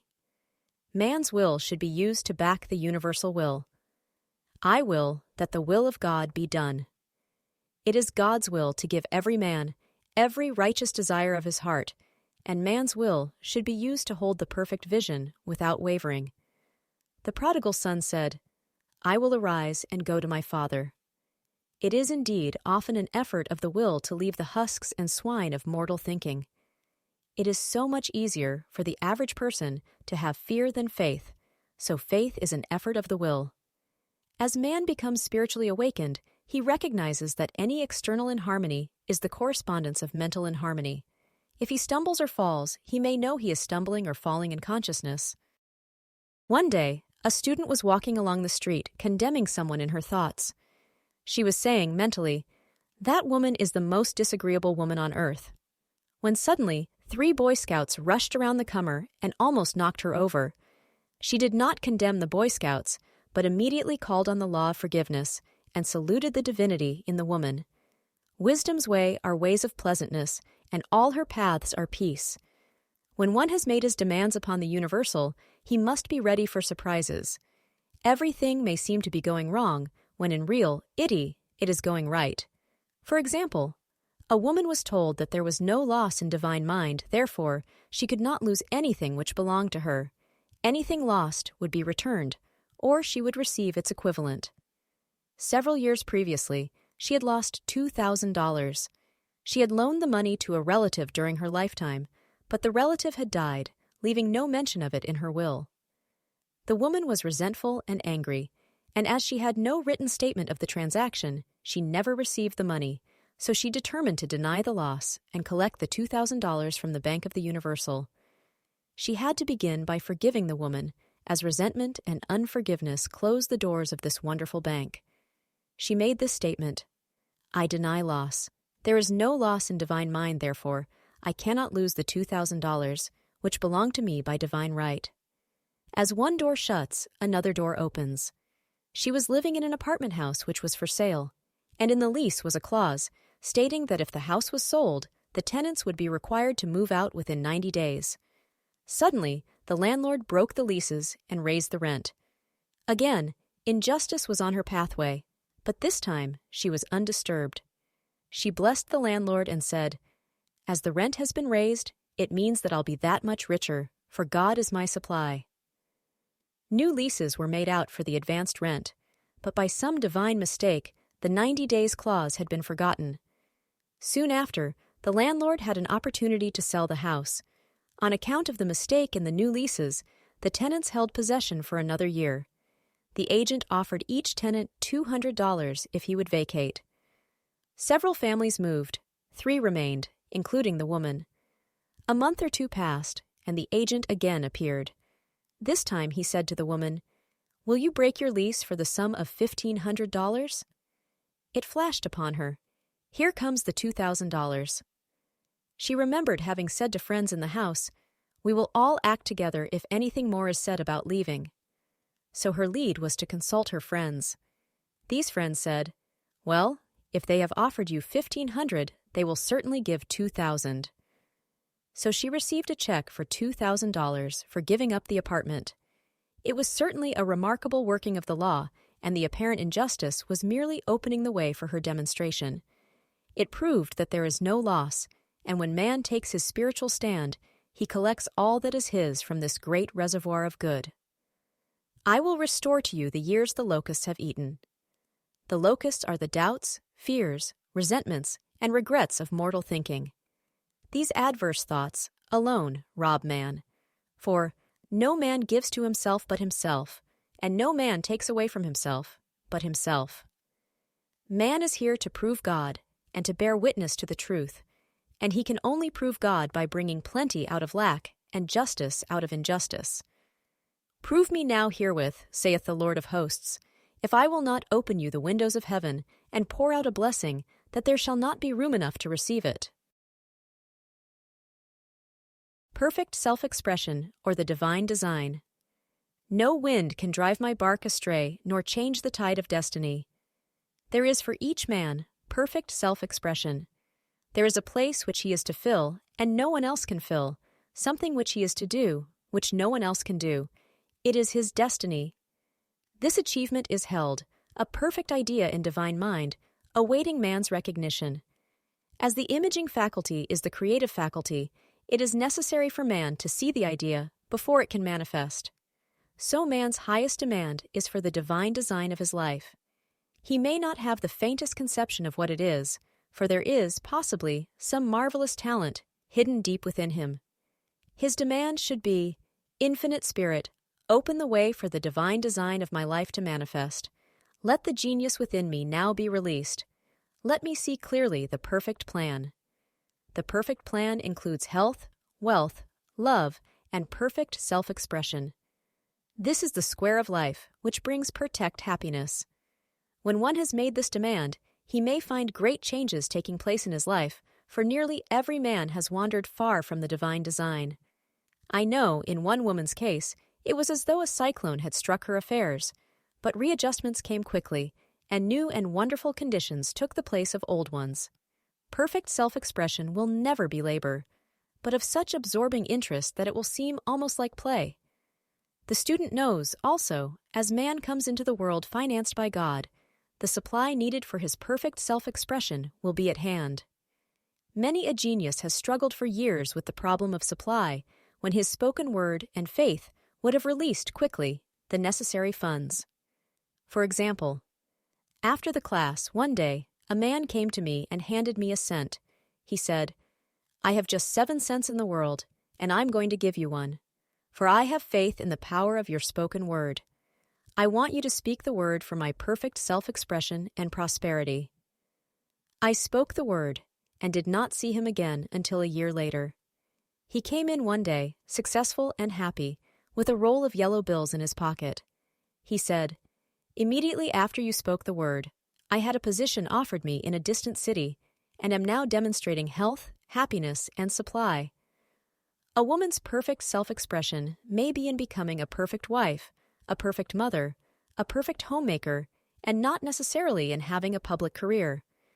Demand definite leads, and the way will be made easy and successful. One should not visualize or force a mental picture.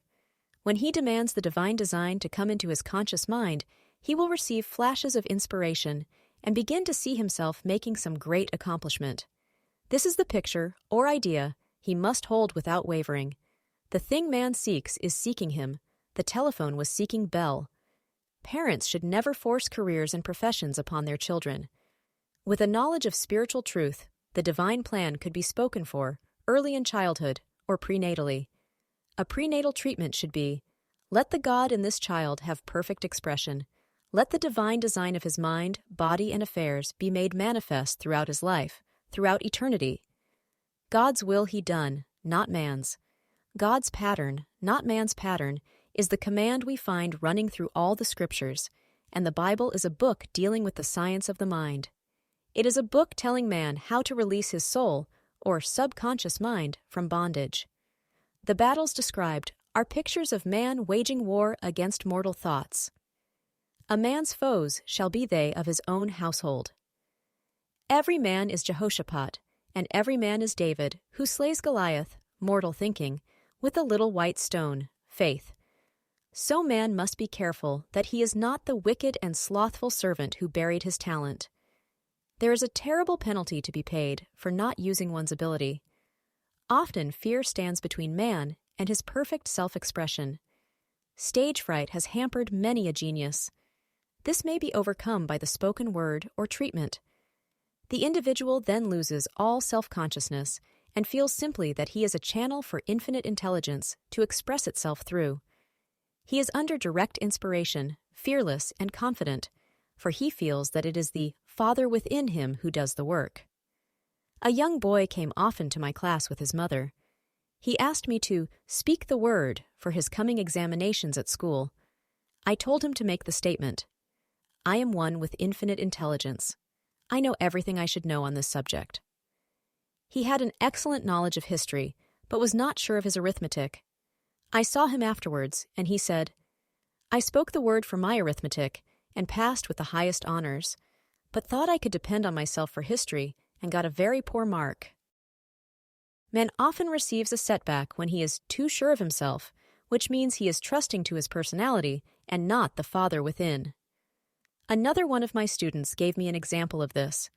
She took an extended trip abroad one summer, visiting many countries where she was ignorant of the languages.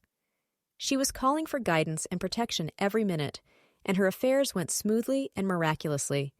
Her luggage was never delayed nor lost. Accommodations were always ready for her at the best hotels, and she had perfect service wherever she went.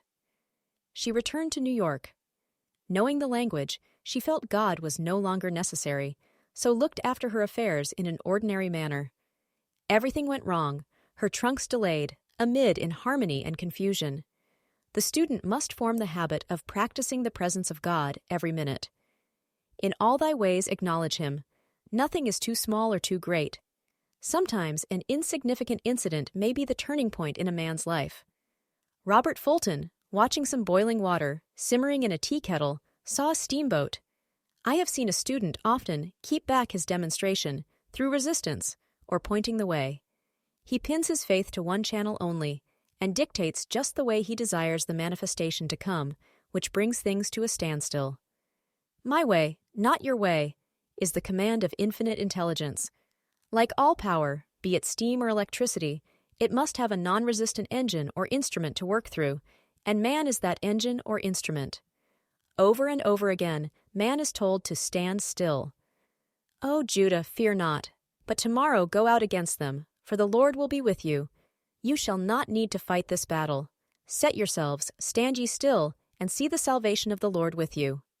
We see this in the incidents of the $2,000 coming to the woman through the landlord when she became non-resistant and undisturbed, and the woman who won the man's love after all suffering had ceased. The student's goal is poise. Poise is power, for it gives God power a chance to rush through man, to will and to do its good pleasure. Poised, he thinks clearly and makes right decisions quickly. He never misses a trick. Anger blurs the visions, poisons the blood, is the root of many diseases, and causes wrong decision leading to failure. It has been named one of the worst sins, as its reaction is so harmful. the student learns that in metaphysics, sin has a much broader meaning than in the old teaching. Whatsoever is not of faith is sin. He finds that fear and worry are deadly sins. They are inverted faith, and through distorted mental pictures, bring to pass the thing he fears. His work is to drive out these enemies from the subconscious mind. When man is fearless, he is finished. Maeterlinck says that man is God-afraid. So, as we read in the previous chapters, man can only vanquish fear by walking up to the thing he is afraid of. When Jehoshaphat and his army prepared to meet the enemy, singing "Praise the Lord, for his mercy endureth forever," they found their enemies had destroyed each other, and there was nothing to fight. For example, a woman asked a friend to deliver a message to another friend. The woman feared to give the message, as the reasoning mind said, "Don't get mixed up in this affair. Don't give that message." She was troubled in spirit, for she had given her promise. At last, she determined to walk up to the lion and call on the law of divine protection. She met the friend to whom she was to deliver the message. She opened her mouth to speak it, when her friend said, "So-and-so has left town." This made it unnecessary to give the message, as the situation depended upon the person being in town. As she was willing to do it, she was not obliged to. As she did not fear, the situation vanished. The student often delays his demonstration through a belief in incompletion. He should make this statement: "In divine mind, there is only completion, therefore, my demonstration is completed. My perfect work, my perfect home, my perfect health." Whatever he demands are perfect ideas registered in divine mind and must manifest, under grace in a perfect way. He gives thanks he has already received on the invisible and makes active preparation for receiving on the visible. One of my students was in need of a financial demonstration. She came to me and asked why it was not completed. I replied, "Perhaps you are in the habit of leaving things unfinished, and the subconscious has gotten into the habit of not completing, as the without, so the within." She said, "You are right. I often begin things and never finish them. I'll go home and finish something I commenced weeks ago, and I know it will be symbolic of my demonstration." So she sewed assiduously, and the article was soon completed. Shortly after, the money came in a most curious manner. Her husband was paid his salary twice that month. He told the people of their mistake, and they sent word to keep it. When man asks, believing, he must receive, for God creates his own channels. I have been sometimes asked, suppose one has several talents, how is he to know which one to choose? Demand to be shown definitely. Say, "Infinite Spirit, give me a definite lead. Reveal to me my perfect self-expression. Show me which talent I am to make use of now." I have known people to suddenly enter a new line of work and be fully equipped with little or no training. So make the statement, "I am fully equipped for the divine plan of my life," and be fearless in grasping opportunities. Some people are cheerful givers, but bad receivers. They refuse gifts through pride or some negative reason, thereby blocking their channels, and invariably find themselves eventually with little or nothing. For example, a woman who had given away a great deal of money had a gift offered her of several $1,000s. She refused to take it, saying she did not need it. Shortly after that, her finances were tied up, and she found herself in debt for that amount. Man should receive gracefully the bread returning to him upon the water. Freely ye have given, freely ye shall receive. There is always the perfect balance of giving and receiving, and though man should give without thinking of returns, he violates law if he does not accept the returns which come to him. For all gifts are from God, man being merely the channel. A thought of lack should never be held over the giver. For example, when the man gave me the 1 cent, I did not say, "Poor man, he cannot afford to give me that." I saw him rich and prosperous, with his supply pouring in. It was this thought which brought it. If one has been a bad receiver, he must become a good one, and take even a postage stamp if it is given him, and open up his channels for receiving. The Lord loveth a cheerful receiver, as well as a cheerful giver. I have often been asked why one man is born rich and healthy, and another poor and sick. Where there is an effect, there is always a cause. There is no such thing as chance. This question is answered through the law of reincarnation. Man goes through many births and deaths until he knows the truth which sets him free. He is drawn back to the earth plane through unsatisfied desire, to pay his karmic debts or to fulfill his destiny. The man born rich and healthy has had pictures in his subconscious mind, in his past life, of health and riches, and the poor and sick man of disease and poverty. Man manifests on any plane the sum total of his subconscious beliefs. However, birth and death are man-made laws, for the wages of sin is death. The Adamic fall in consciousness through the belief in two powers. The real man, spiritual man, is birthless and deathless. He never was born and has never died. As he was in the beginning, he is now and ever shall be. So through the truth, man is set free from the law of karma, sin and death, and manifests the man made in his image and likeness. Man's freedom comes through fulfilling his destiny, bringing into manifestation the divine design of his life. His Lord will say unto him, "Well done, thou good and faithful servant. Thou hast been faithful over a few things. I will make thee ruler over many things, death itself. Enter thou into the joy of thy Lord, eternal life." Denials and Affirmations. Thou shalt also decree a thing, and it shall be established unto thee.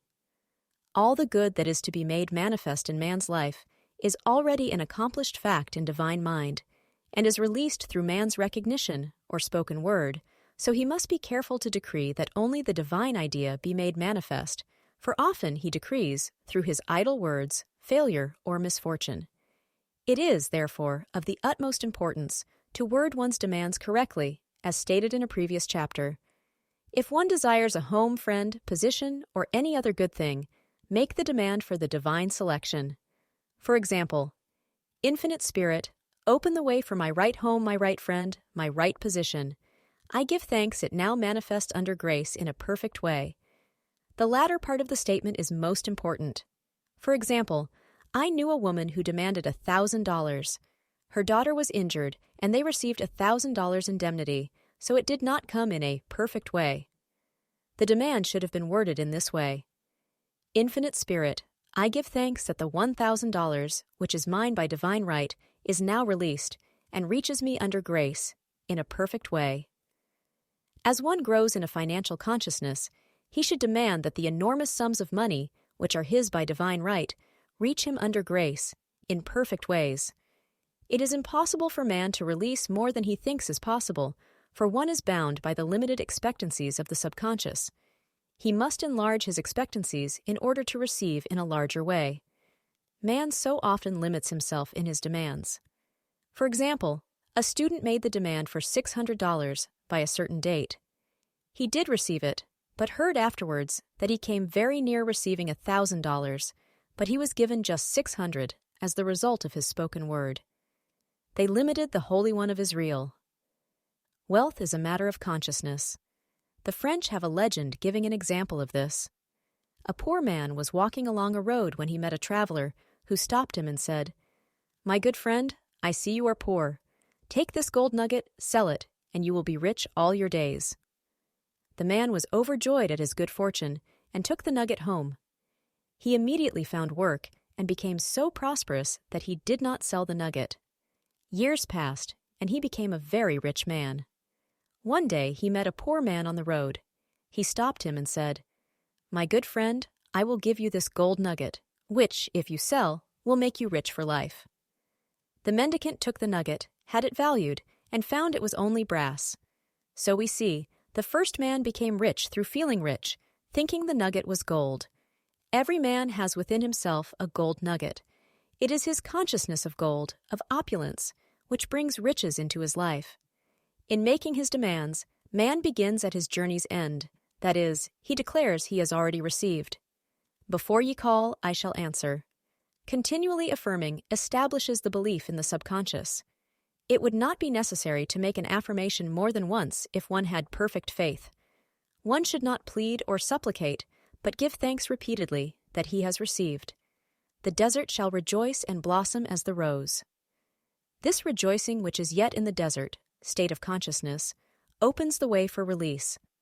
The Lord's Prayer is in the form of command and demand, "Give us this day our daily bread, and forgive us our debts as we forgive our debtors," and ends in praise, "Tor thine is the kingdom and the power and the glory, forever. Amen. Concerning the works of my hands, command ye me." So prayer is command and demand, praise and thanksgiving. The student's work is in making himself believe that, with God, all things are possible. This is easy enough to state in the abstract, but a little more difficult when confronted with a problem. For example, it was necessary for a woman to demonstrate a large sum of money within a stated time. She knew she must do something to get a realization, for realization is manifestation, and she demanded a lead. She was walking through a department store when she saw a very beautiful pink enamel paper cutter. She felt the pull towards it. The thought came, "I haven't a paper cutter good enough to open letters containing large checks." So she bought the paper cutter, which the reasoning mind would have called an extravagance. When she held it in her hand, she had a flash of a picture of herself opening an envelope containing a large check, and in a few weeks she received the money. The pink paper cutter was her bridge of active faith. Many stories are told of the power of the subconscious when directed in faith. For example, a man was spending the night in a farmhouse. The windows of the room had been nailed down, and in the middle of the night he felt suffocated and made his way in the dark to the window. He could not open it, so he smashed the pane with his fist, drew in draughts of fine fresh air, and had a wonderful night's sleep. The next morning, he found he had smashed the glass of a bookcase, and the window had remained closed during the whole night. He had supplied himself with oxygen simply by his thought of oxygen. When a student starts out to demonstrate, he should never turn back. Let not that man who wavers think that he shall receive anything of the Lord. A colored student once made this wonderful statement, "When I asks the Father for anything, I puts my foot down and I says, 'Father, I'll take nothing less than I've asked for, but more.'" So man should never compromise. Having done all, stand. This is sometimes the most difficult time of demonstrating. The temptation comes to give up, to turn back, to compromise. He also serves who only stands and waits. Demonstrations often come at the 11th hour because man then lets go, that is, stops reasoning, and infinite intelligence has a chance to work. Man's dreary desires are answered drearily, and his impatient desires, long delayed or violently fulfilled. For example, a woman asked me why it was she was constantly losing or breaking her glasses. We found she often said to herself and others with vexation, "I wish I could get rid of my glasses." So her impatient desire was violently fulfilled. What she should have demanded was perfect eyesight, but what she registered in the subconscious was simply the impatient desire to be rid of her glasses. So they were continually being broken or lost. Two attitudes of mind cause loss: depreciation, as in the case of the woman who did not appreciate her husband, or fear of loss, which makes a picture of loss in the subconscious. When a student is able to let go of his problem, cast his burden, he will have instantaneous manifestation. For example, a woman was out during a very stormy day, and her umbrella was blown inside, out. She was about to make a call on some people whom she had never met, and she did not wish to make her first appearance with a dilapidated umbrella. She could not throw it away, as it did not belong to her. So in desperation, she exclaimed, "Oh God, you take charge of this umbrella. I don't know what to do." A moment later, a voice behind her said, "Lady, do you want your umbrella mended?" There stood an umbrella mender. She replied, "Indeed I do." The man mended the umbrella, while she went into the house to pay her call, and when she returned, she had a good umbrella. So there is always an umbrella mender at hand on man's pathway when one puts the umbrella, or situation, in God's hands. One should always follow a denial with an affirmation. For example, I was called on the phone late one night to treat a man whom I had never seen. He was apparently very ill. I made the statement, "I deny this appearance of disease. It is unreal, therefore cannot register in his consciousness. This man is a perfect idea in divine mind, pure substance expressing perfection. There is no time or space in divine mind, therefore the word reaches instantly its destination and does not return void. I have treated patients in Europe and have found that the result was instantaneous. I am asked so often the difference between visualizing and visioning. Visualizing is a mental process governed by the reasoning or conscious mind. Visioning is a spiritual process governed by intuition or the superconscious mind. The student should train his mind to receive these flashes of inspiration and work out the divine pictures through definite leads. When a man can say, "I desire only that which God desires for me," his false desires fade from the consciousness, and a new set of blueprints is given him by the master architect, the God within. God's plan for each man transcends the limitation of the reasoning mind and is always the square of life, containing health, wealth, love, and perfect self-expression. Many a man is building for himself in imagination a bungalow when he should be building a palace. If a student tries to force a demonstration through the reasoning mind, he brings it to a standstill. "I will hasten it," saith the Lord. He should act only through intuition or definite leads. Rest in the Lord and wait patiently. Trust also in Him, and He will bring it to pass. I have seen the law work in the most astonishing manner. For example, a student stated that it was necessary for her to have $100 by the following day. It was a debt of vital importance which had to be met. I spoke the word, declaring Spirit was never too late and that the supply was at hand. That evening she phoned me of the miracle. She said that the thought came to her to go to her safe deposit box at the bank to examine some papers.